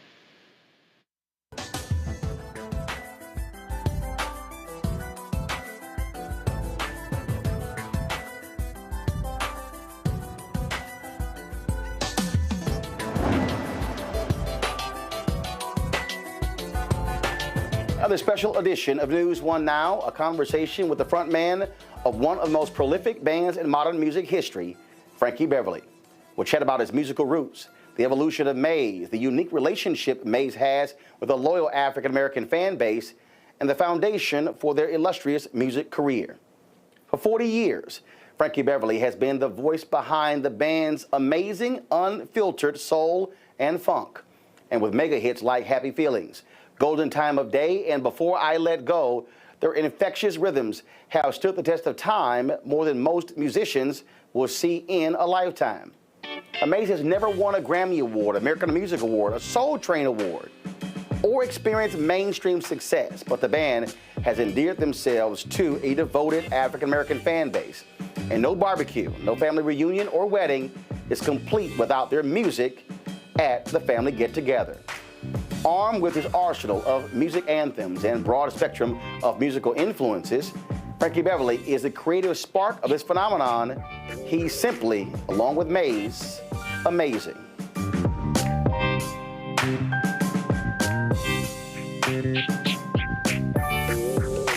Music that is always always been a part of the movement socially, what's been going on. They do feel-good music, but they also do soul music that speaks to the generation. It speaks to what's going on in the news socially. I think we need to kind of get back to that too.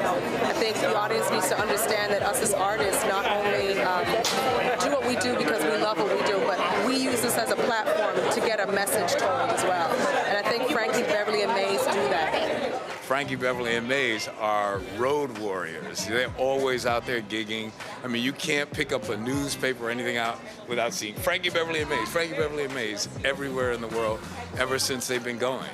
You know, they're the kind of group that back in the day, R&B groups wanted to be like. The fact that he hasn't made an album in like 52 years and it still resonates with us is it just shows you it's real music, real instruments, and it comes from his soul. If you ever seen him perform, it's from his soul, it's his gut. Like, I've seen him at least 15 times, and he's probably performed over 800,000 times. And every time I've seen him, he acts like the song, like probably the first day he ever wrote or performed the song. It's so real.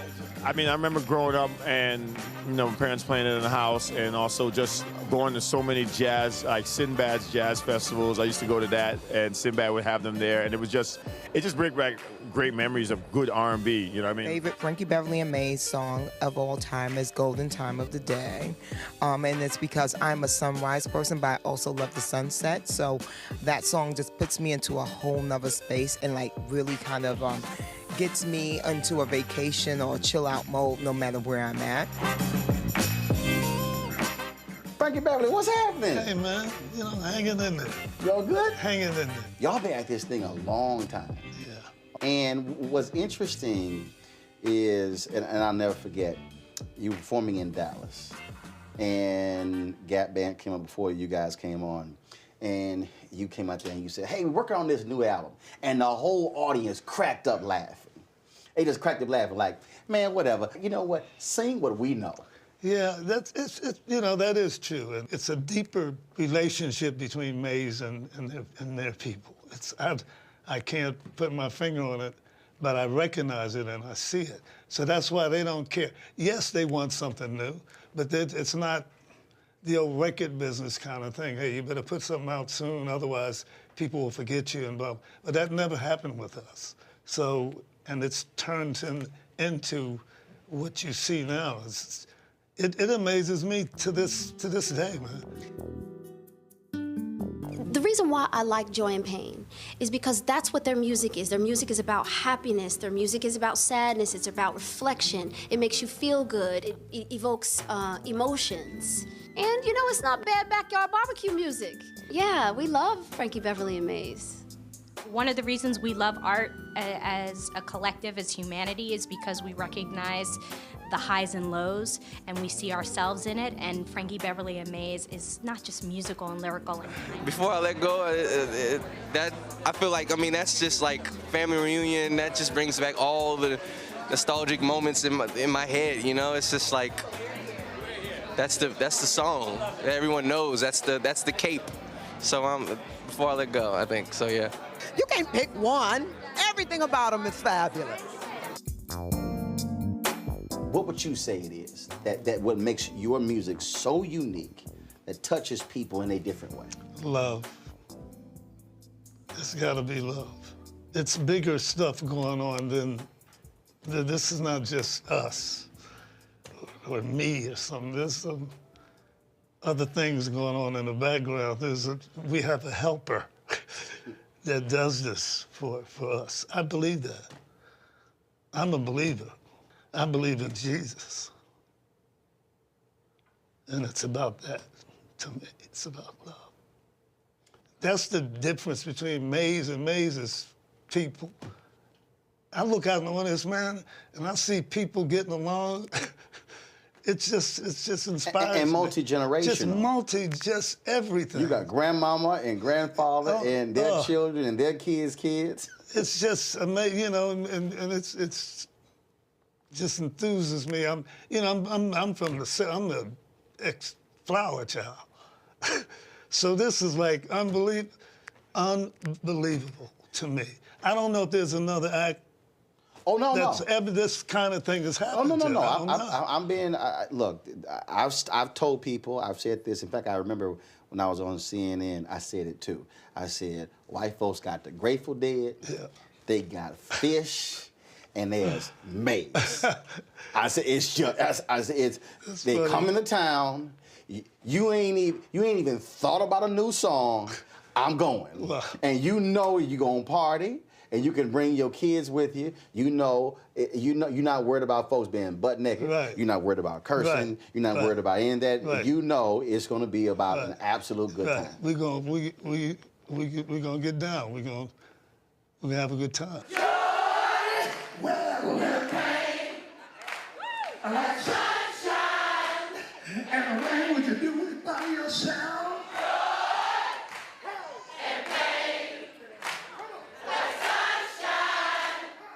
So when you're singing and the whole joint is singing the lyrics, and you can just stand there and just you can literally walk off stage, go get some water, go get something to eat. You can actually take a nap.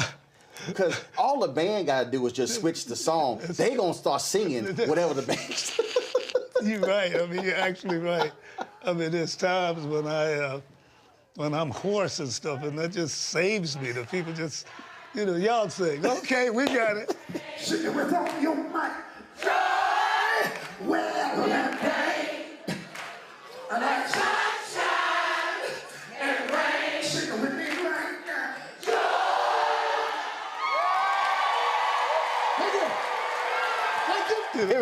Y'all paid to come here and sing. It is. It's just unbelievable, man. It is, and it makes us work hard, and make us do everything we can to maintain this thing that we have. I love Happy Feelings, though, because it makes me happy. And I think, like Melinda said, it's their feel-good music. It feels good. It makes you happy. And that's what I want in my life. And I think that's why they have such longevity. It's like they've been around forever. They don't get old or anything. Happy Feelings. Happy feelings everywhere. It's one of those songs that makes you feel happy. When that thing comes on, it just automatically puts you in that mood, a good mood. And that's one of my favorite Frankie Beverly and Maze songs. Coming up, my conversation continues with Frankie Beverly. We'll chat about his musical roots and his early career years as a doo-wop singer in his hometown of Philadelphia. Folks, don't touch that dial. Simply amazing. A conversation with Frankie Beverly continues right here on TV One. I got so much in the Frankie line growing up. I used to sing on the corners. They used to pitch me quarters and to sing. I sang every song, and they used to call me Little Frankie.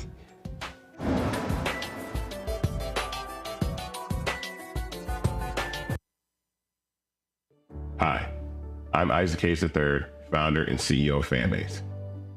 Fanbase is a free-to-download, free-to-use, next-generation social media platform that allows anyone to have followers and subscribers on the same page. Fanbase was built through investment dollars from equity crowdfunding from the Jobs Act.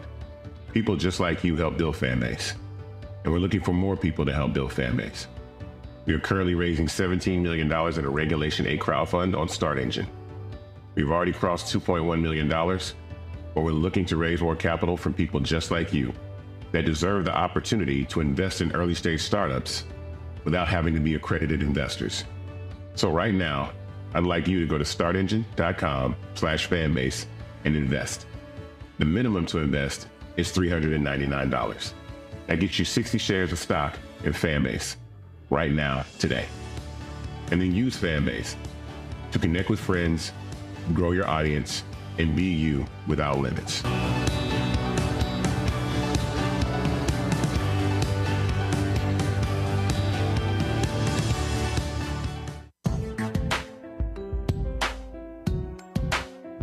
Frankie Beverly and Maze is I don't want to curse, but I really feel it. I just love them. I saw them in Vegas not that long ago, and I sang every song, and I'm like, am I dating myself? I don't care. I'm singing every song. I had the great time. What makes them special is the fact that they've been able to have a career that lasts, my lifetime. I mean, not too many people get to make music that is gonna transcend generations, and their music continues to transcend, so it's great. my favorite Frankie Beverly and Mays song, Before I Let Go. Been in 5 weddings in the last 3 years, and that's the perfect reception song. Everyone's on the dance floor, your grandmother, your aunt, your uncles, the kids. It's the perfect reception, family reunion song. It just sums it all up. You said you are a former flower child. Yes. And people think in terms of Mays being a West Coast. But y'all didn't start off West Coast. Not at all. Where did this whole thing begin? Philadelphia, Pennsylvania. That is not West Coast. Trust me, it is not West Coast. It's a great city. Glad I was born and raised. Raised there kind of prepares you for what life is. Some of the greatest music ever. Down and dirty people, straight up. It's a good place to be raised because it really teaches you what you're gonna have to go through in life. And the same thing in everything you do. In music, same thing. I used to sing in the church till about the time Frankie Lyman came. It just turned my whole life around. How so? He got me. My name is Howard. My name is not Frankie. My mother named me that ugly ass name, Howard. Howard Beverly? Howard. I got so much into Frankie Lyman growing up. I used to sing on the corners. They used to pitch me quarters and to sing. I sang every song, and they used to call me Little Frankie. So. And that's how you became here I am. Frankie Beverly. I mean, this cat had me tooth and nails, man. He just turned my whole life around. That's who Frankie Beverly is, where I came from. Yeah, Philadelphia. Tried used to be around the town. Grew up with Teddy and Harold Melvin and all those, Cat Patty, all of us. We had a little different kind of little thing, and went from we used to call the Butlers. Had that group for a while. Made some 45s around, pretty good records, but it's just nothing. After we got going through, as I say, come through them 60s, I got out of the singing group thing, and I decided, and as a matter of fact, the group broke up. The Beatles broke us up. Some of the guys wanted to sing. The Beatles made some of the guys in the group, the singing group, think that we should all grab an instrument and do it. Just like I said, you guys crazy, So it really broke the group up. I was sitting around, I was living with a pimp, as a matter of fact. You were living with a pimp in Philadelphia? I had to, my father, He's like, this singing stuff ain't it? I quit a job, boy. I quit a job that he got me. Oh, yeah. And because we rehearsed late that night before I could get up and... Oh, yeah. Man, he found out about that when he got home, man. He came in. I said, but Dad, I want to sing. Go upstairs, pack your bags, get your behind. I'm telling you, my mother was, look, you ain't gonna put that boy out there. Go upstairs, I'm telling you, man, and put me out, man. When Daddy said, we already gave his name up, so I ain't putting our son out. They put me out, man. I don't care. I'm proud. But this man, if it wasn't for him, I learned what he meant. They coming up in the time, you better have a job, man. And that's all you better have, I know you can sing, but, and I had to learn that. And I learned it. Me and my father got tight as you could be. Took him to Europe with me. We you live and you learn, man. I mean, I like a lot of their songs. I think it's impactful because it speaks to so many generations. I mean, they can work the same album on tour for the next 20 years. And it's great melody. It's real music. It's kind of where it all started. Frankie Beverly, the white hat, the white slacks, you can't go wrong with that. I grew up on that. That's how I got here, probably. I've been to several Frankie Beverly concerts, and, at that point, when everyone starts singing, it becomes Frankie Beverly karaoke. I just think that his songs are just fun. You know, they're fun and they're vibrant, and you just want to have a good time. I think he represents that. Does it ever cross your mind what you would be doing if you didn't sing? Very little.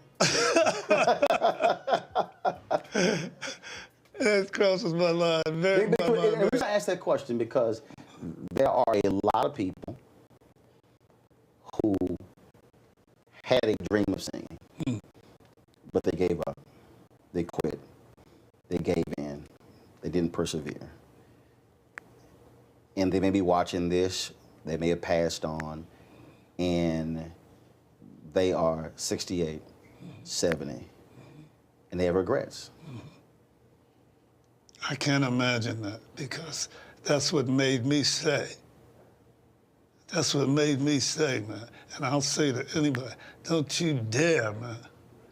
Like more than most people, like you say, don't pursue the gift that was given up. No matter the field. The gift, whatever. All of us have a thing. All of us. And some of us know it too, and yeah, it's hard. Yeah, it's hard. We talk about instruments, we're talking about music, we're talking about doing you. But who do you like to listen to? You know, where I'm at now in my life, I'm an old schooler.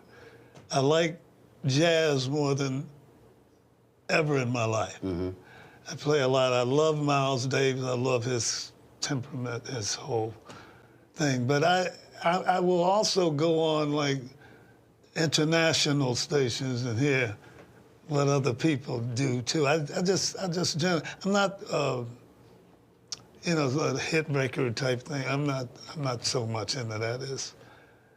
I like all sorts of music. Yeah. I don't have, if I have to go with people that I really love, and I would have to be old school. You know, I like the older singing, the older Sarah Vaughan and stuff like that. Like I said, Charlie Parker I love too.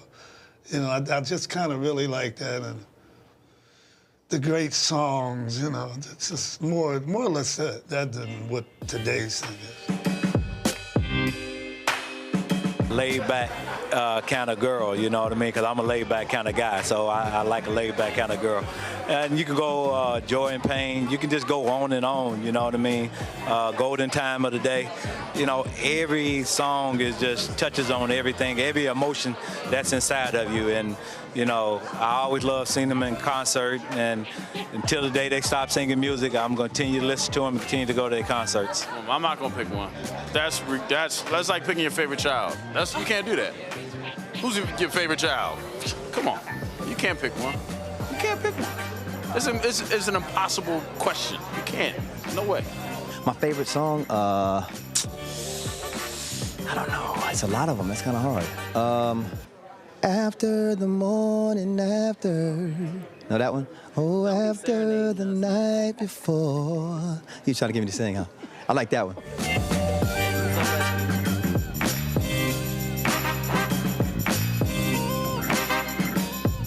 Next, the conversation heats up when Frankie Beverly breaks down being broke. So broke, in fact, that he had to live with a pimp. Yeah, you heard me right. Wait until you hear this story. Plus, the soulful singer Marvin Gaye helped him get his financial footing and bring Frankie Beverly and Maze to life. Folks, you're watching Simply Amazing, a conversation with Frankie Beverly right here on TV One. He originally wanted to produce a record on us. And so years went by, and the man was taking care of us. He bought us new equipment, paid about a year back rent, because we didn't have much, man. We all lived together.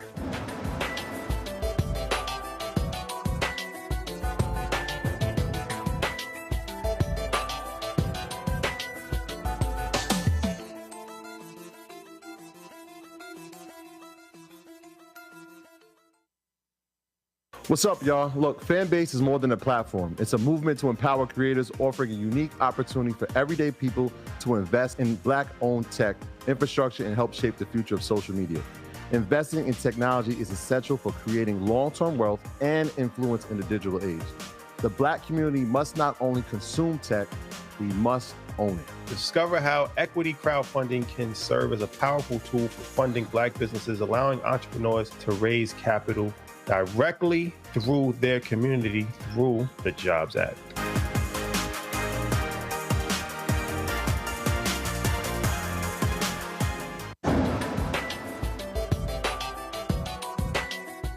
So you're living with this pimp in Philadelphia. Yeah. And then what happens? Well, I was distraught because the group broke up. So I didn't know what to do. He was a drummer, old drummer. This was an older guy. Right. Cared about me, really good, good guy. So, and he suggested one night, him and another fella, said, man, let's take you up to Eastern Pennsylvania. I want you to see Hal Melvin and the. I said, I know them, I remember them. But when I knew Hal Melvin, they were just a singing group. You knew it from the neighborhood. From the neighborhood, not on stage. Yeah, not on stage, but they were singing like the Dells.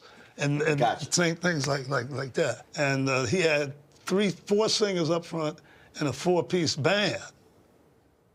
So after I left there, it gave me this inspiration to do what you basically see now, a band behind us singers. That's kind of was designed around what I learned from Harold and them. That was the first time I had seen basically that in this R&B thing. Harold and them had this set up too, and it inspired me to depths, man. Because I was like, the group broke up, I was, man, being whatever. And them cats, man, get up off your behind, man, get this thing together. And I put together 3 up front and 3 in the back. And you were called?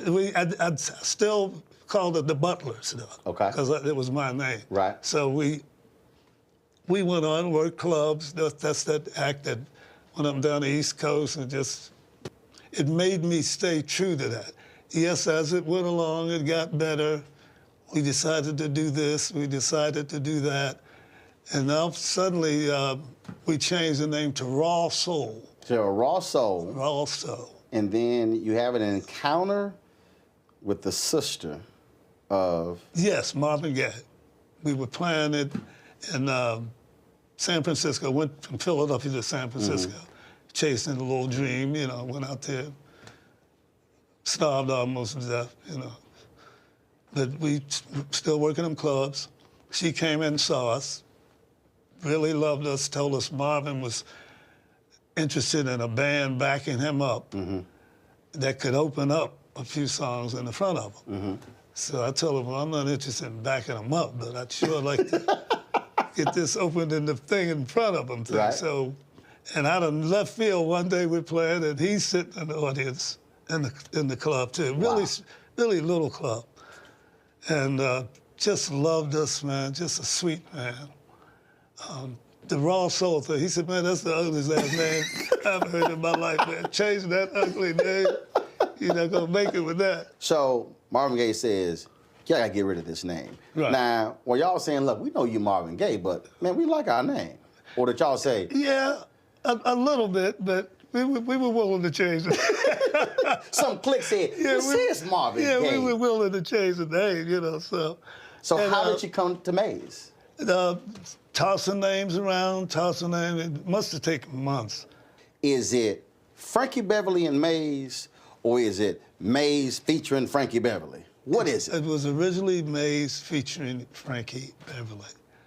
But because of what we are, we're a unit. People know we're a unit. People can say Frankie Beverly, they still mean Maze. They say Maze, they still, but it's worked out. I asked the question about the name because whenever I look at a lot of the unsungs on TV One, man, so many groups broke up because of ego. Right. Well, we didn't like so-and-so getting out front, getting all the shine and the publicity. And I'm sitting there going, man, look, if y'all getting paid. Yeah, me too. It does not matter. Yeah.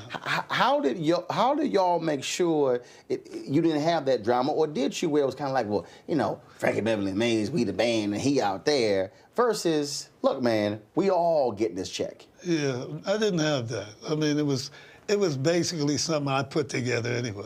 So there was a respect for that anyway. I mean, no, I never had that. But how do you respond to that when you've known acts and they were phenomenal groups? Yeah. Then all of a sudden somebody leaves, they're not as big as a solo singer, and you're going, you broke up a good thing? Yeah, I never understand that. I mean, I don't want to mention names. I've never understood how certain acts that I remember sitting here in my own mind couldn't get that together. I mean, even if it's a question of, okay, feature him. Why not?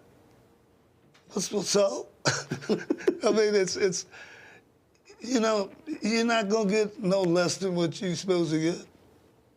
It's not going to change nothing. It is what it is. Usually those things work themselves out. So Marvin Gaye basically touches you guys, anoints you guys. Yes. And then all of a sudden, what happens? Now you got your name. Now you got the blessing of Marvin. Yes. Things take off. Well, not immediately, because he wanted to produce us. Mm-hmm. He originally wanted to produce a record on us. And so years went by, and the man was taking care of us. He bought us new equipment, paid about a year back rent, because we didn't have much, man. We all lived together, and How many? About 8 of us. 8 of y'all living in one place? Yeah. Marvin sat me down one day, Frank, hold on, man. You know I love you. Blah, blah, blah. Of course, man. Blah, blah. Listen, man, I can't do what I was normally trying to do. And you know, I'm an artist myself. I'm an artist. I mean, if I get a great song, I ain't giving it to you. He's short. You know, and I understand that. Trust me, I'm the same way. But he was honest with me, man. He said, man, I'll whatever you need, I'll help you. But man, you know, try to do your thing. You know, send demos, or, you know. He was very, very honest with me. He was honest, yeah. But surely you were sitting there thinking, okay, I appreciate the honesty, but okay, what we gonna do now?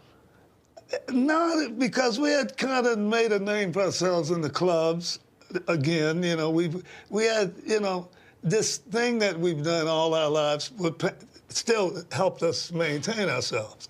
So we were okay. I know he was a good man, and so no, I didn't even trip like that. We sent demos around, and wasn't even maybe over a year. That's long to have a demo floating around. But Larkin calls me one day. Hey man, you Frankie Beverly? Yeah. I gotta have this, man. This is the blip blip blip and all this, man. You know, my then manager was with me, and I handed the phone to him because I had heard this mess before. You know, I handed the phone to him, man. And he's talking, yeah, blah blah blah blah, and I'm looking up at him. He said, yeah, and I said, is he serious? And he said, the first album, Larkin, he was real. He really was. When he met me, he was, man, yeah, this is the blah, blah, blah. He's always just like, wow, I hope I come through for this guy, you know. But no, he signed us. I had never produced an album, and I want to produce the album. Man, you can produce whatever you want to do, you know. And I kind of want to keep my publish, you know. You can have all your everything, man. Okay. Everything. And that's God right there. Didn't I say that? Because that is not a music business story. Hey, man, hey. This is for real. First hit record? First hit record was While I'm Alone. Wasn't big, but the first album overtook any single that we put out there. Mm-hmm. That's why Happy Feelings was never a single. They left Happy Feelings on the album because that was like killing. Have you ever wondered what the logo for Maze means? Well, you'll find out after the break when Frankie Beverly fills us in on the significance of the 7-fingered hand. He also takes me on his trip to stardom and shares why he thinks folks in the South have shown Mays so much love over the years, and why the band is America's best kept secret, although black folks, we know what the secret sauce is. You're watching Simply Amazing, a conversation with Frankie Beverly on TV One.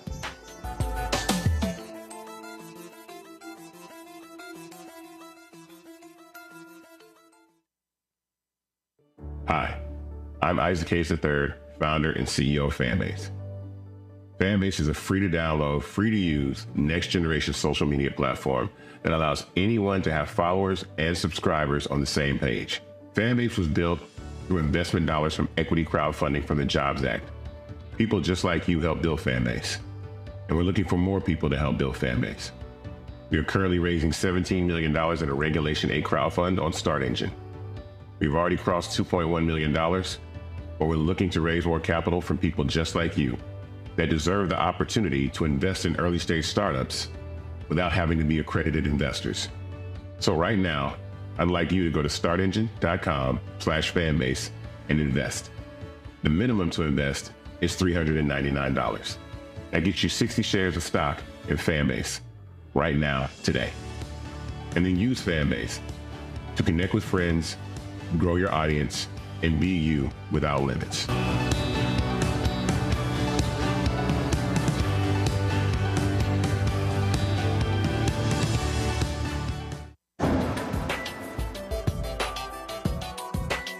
To really get Frankie Beverly, aside from the many, many great records, is to be at a live Frankie Beverly show, particularly in the South, and watch the whole audience turn into like the most incredible choir that you never knew existed. So that's what happens at a Frankie Beverly concert. Everybody sings along. It feels so good. Woo! Thank God for them Southern girls and all that other great Frankie Beverly. You make me happy and all that. Woo! So Frankie, what's up with the logo? So, 6 fingers, 7 fingers, what's the deal? Yeah, it's actually 6 fingers and 1 thumb. Obviously, That's a big hand.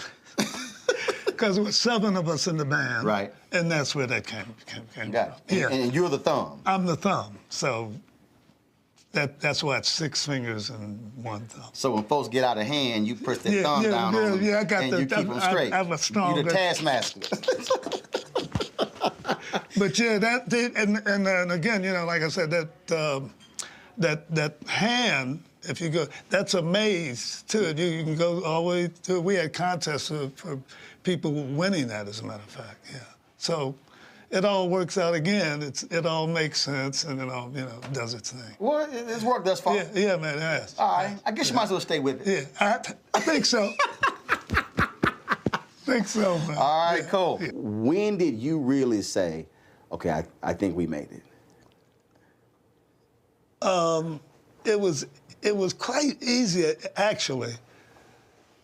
After about 3 months, maybe 2 months or something, I went down to the office down in the Capitol building, and I met with Mark. And, we were just talking, hey, man, you ready to do a promotion tour? We get ready to put something, blah, blah, blah, blah. And he asked me, he said, how many records do you think you sold so far? Because I wasn't hearing a lot up in the Bay Area. Mm-hmm. I wasn't hearing a lot. So judging by that, a couple thousand, 4,000 or something like that. He said, man, you just sold about $200,000 in New Orleans alone. In New Orleans, the record had sold about 400,000 at this point. Something like that. It was really up and half of it came out of the New Orleans, Texas area. Yeah. So I was blown away with that. I had no idea what that was. What is it about that? Because there has always been this unbelievable love affair between New Orleans and Mays, and you're right, Houston and Mays. That's right. Very, very unusual, man. That's why I said, man, I'm blessed. This ain't me. This ain't just me. That's the way I look at it. Earlier you talked about when performing, you said, look, man, when you had to go out there, you had to compete. Was there a particular singer or group who was on the same bill with y'all where you said, okay, we gonna have to bring it because they own it? I mean, Eddie LaVerge said whenever they would go out, it was the Temptations and the Four Tops and the Spinners, and cats were like, yeah, y'all gonna have to do a little something because we just hit the joint off. You know, it was a few that was like that in my day. Who? Oh, the Commodores,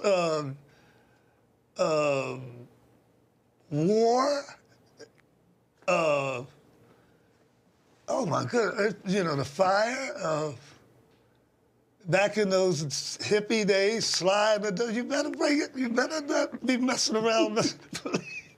They embarrass you, you know, so, but again, all of that stuff winds up helping you and making you just like that. To this day, I don't care who's on in front of me or what they did. I've heard so many different stories how a lot of artists today, they don't want that kind of competition on the bill with them. Yeah, that's ridiculous to me. That's ridiculous. You're not gonna go nowhere then. You're not gonna, that's absurd to me. You gotta, that's what's gonna make you what you are, depending on you. This ball's in your court. You know, depending on you, you become a person. Eddie LaVerge, for instance, right now, Eddie LaVerge don't care who go in front or back it up. He don't care, man. And I know exactly what he meant. I don't care. I sometimes, if the show is too big, got 2 minutes, I don't even want to hear what's going on. I don't see it, the show anyway, when I'm in the dressing room. Right. But sometimes I can hear the show. And sometimes I just don't even, I don't care. I don't want to even care. I don't want to have nothing to compare it with. We just go out there and do what we gonna do. But I believe that most of us have this same gift, a gift that they can do that would change their whole lives if they hung in there. I believe that to my heart. Is there any one song that y'all have done that has meant more to you personally? One, no, but there are some that stand out to me. Such as? We Are One stands out to me. For just the title tells you why. Right.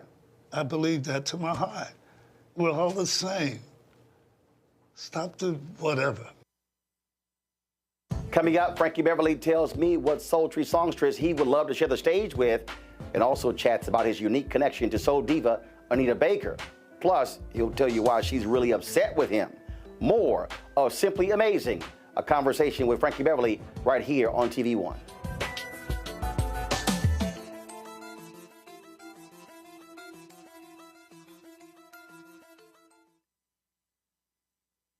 Hi, I'm Isaac Hayes III, founder and CEO of Fanbase.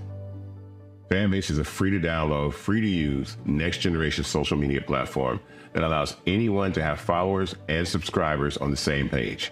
Fanbase was built through investment dollars from equity crowdfunding from the Jobs Act. People just like you help build Fanbase, and we're looking for more people to help build Fanbase. We are currently raising $17 million in a Regulation A crowdfund on StartEngine. We've already crossed $2.1 million, but we're looking to raise more capital from people just like you that deserve the opportunity to invest in early-stage startups without having to be accredited investors. So right now, I'd like you to go to startengine.com/fanbase and invest. The minimum to invest is $399. That gets you 60 shares of stock in Fanbase right now, today. And then use Fanbase to connect with friends, grow your audience, and be you without limits.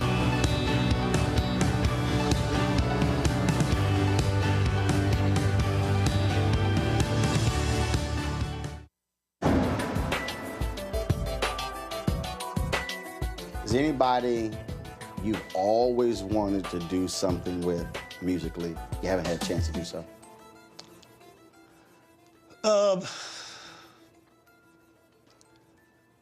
Sade.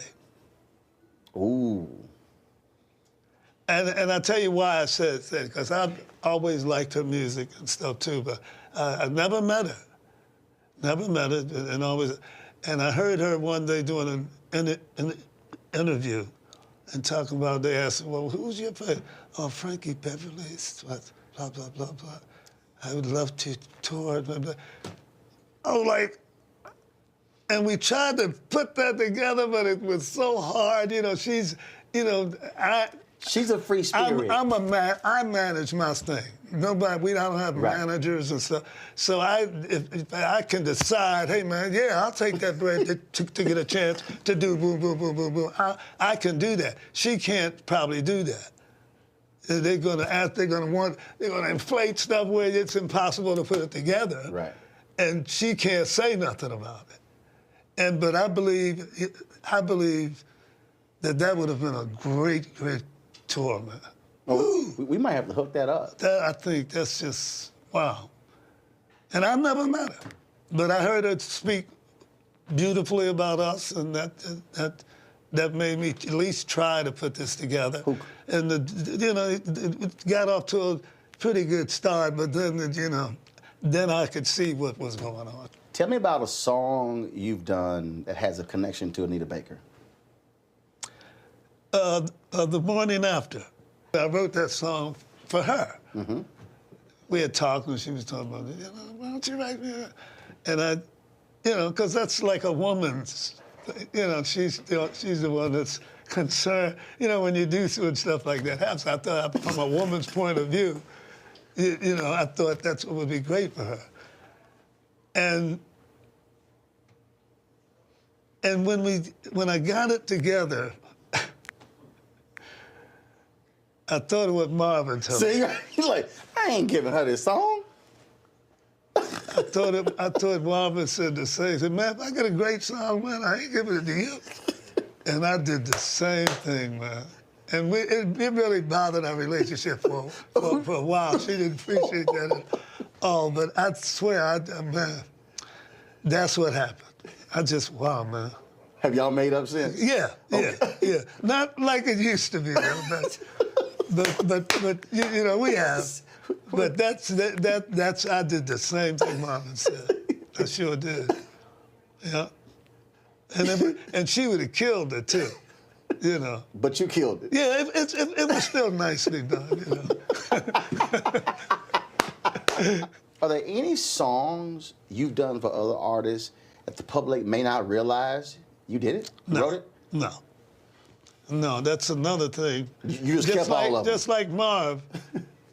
That's why I related to what he was telling me. I thought even at that young time when he was talking that, wow, that sounds like me. I don't want to be. I don't want a label telling me, well, man, you better put something out there before wait a minute. So and put something out there that people don't like, and you ain't ready to put something out there. That's what you're telling me to do, So I wanted to be always in that sort of a position with the music, the kind of music you want to do. That's very, very important, man.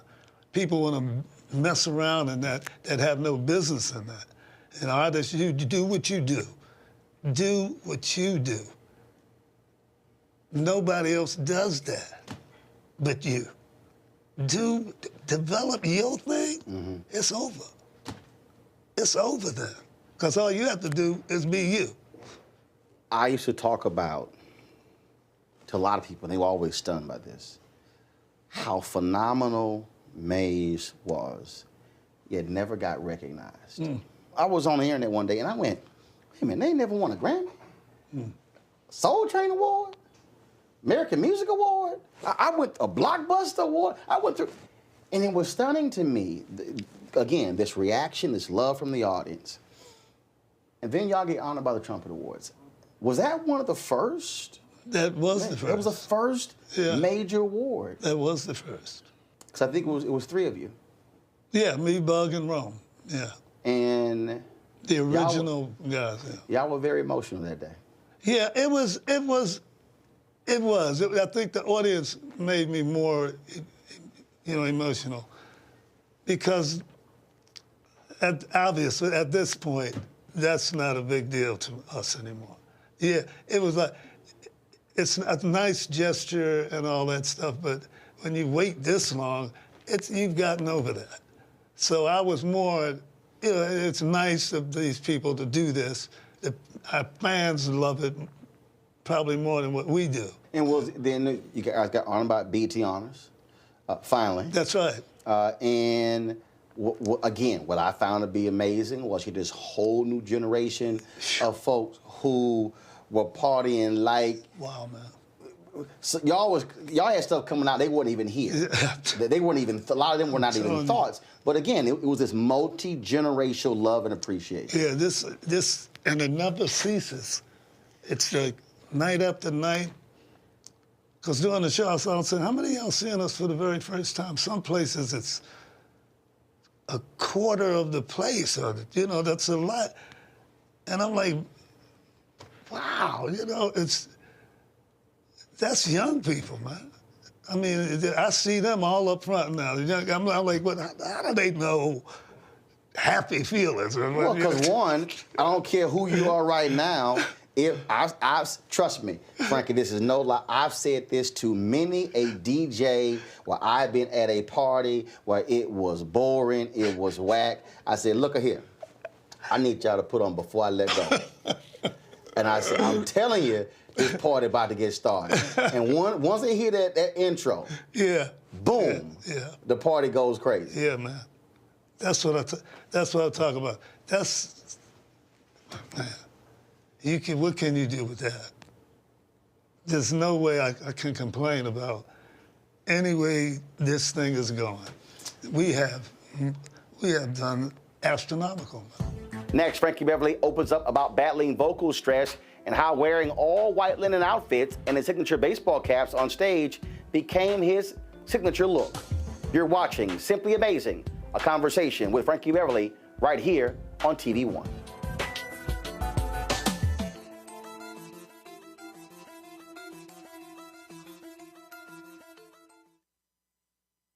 What's up, y'all? Look, Fanbase is more than a platform. It's a movement to empower creators, offering a unique opportunity for everyday people to invest in Black-owned tech, infrastructure, and help shape the future of social media. Investing in technology is essential for creating long-term wealth and influence in the digital age. The Black community must not only consume tech, we must own it. Discover how equity crowdfunding can serve as a powerful tool for funding Black businesses, allowing entrepreneurs to raise capital directly through their community through the Jobs Act.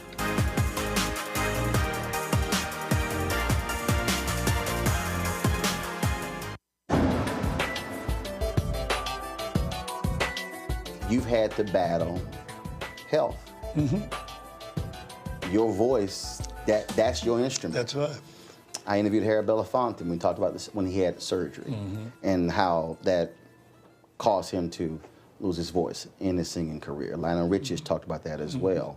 That is that's a scary thought for a singer, and you've had to battle through that. I've been blessed enough to almost been given this Billie Holiday thing. Billie Holiday had a wonderful, beautiful voice too. But her biggest music came when she didn't have that voice anymore. God bless the child, and when she had made herself find another way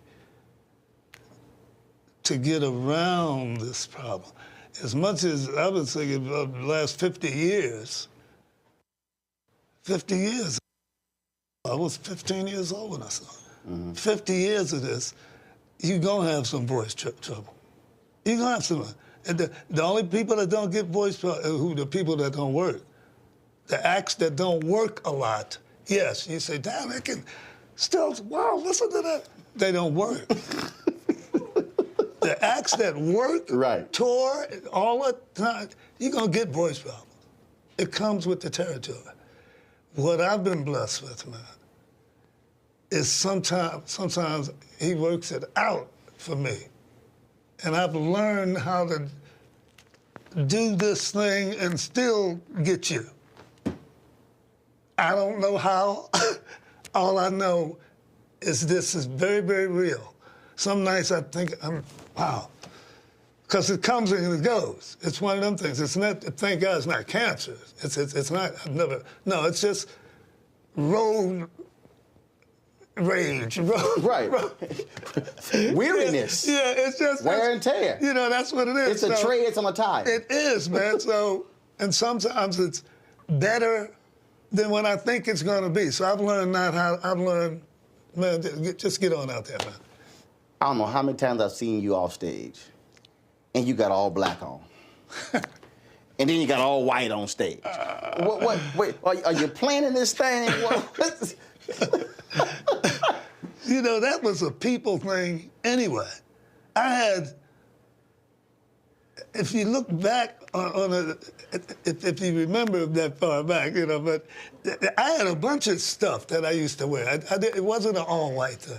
So where did the all-white thing come from? The people, I would get off stage some places, you didn't wear white tonight, right? You know, people would say that to me. And I'm saying, what's the white thing? You know what I mean? So, and I decided, well, okay, if they want me in white, I'll just wear white. What do you want people to always remember about Frankie Beverly and Mays? That it's the real deal. That we love them.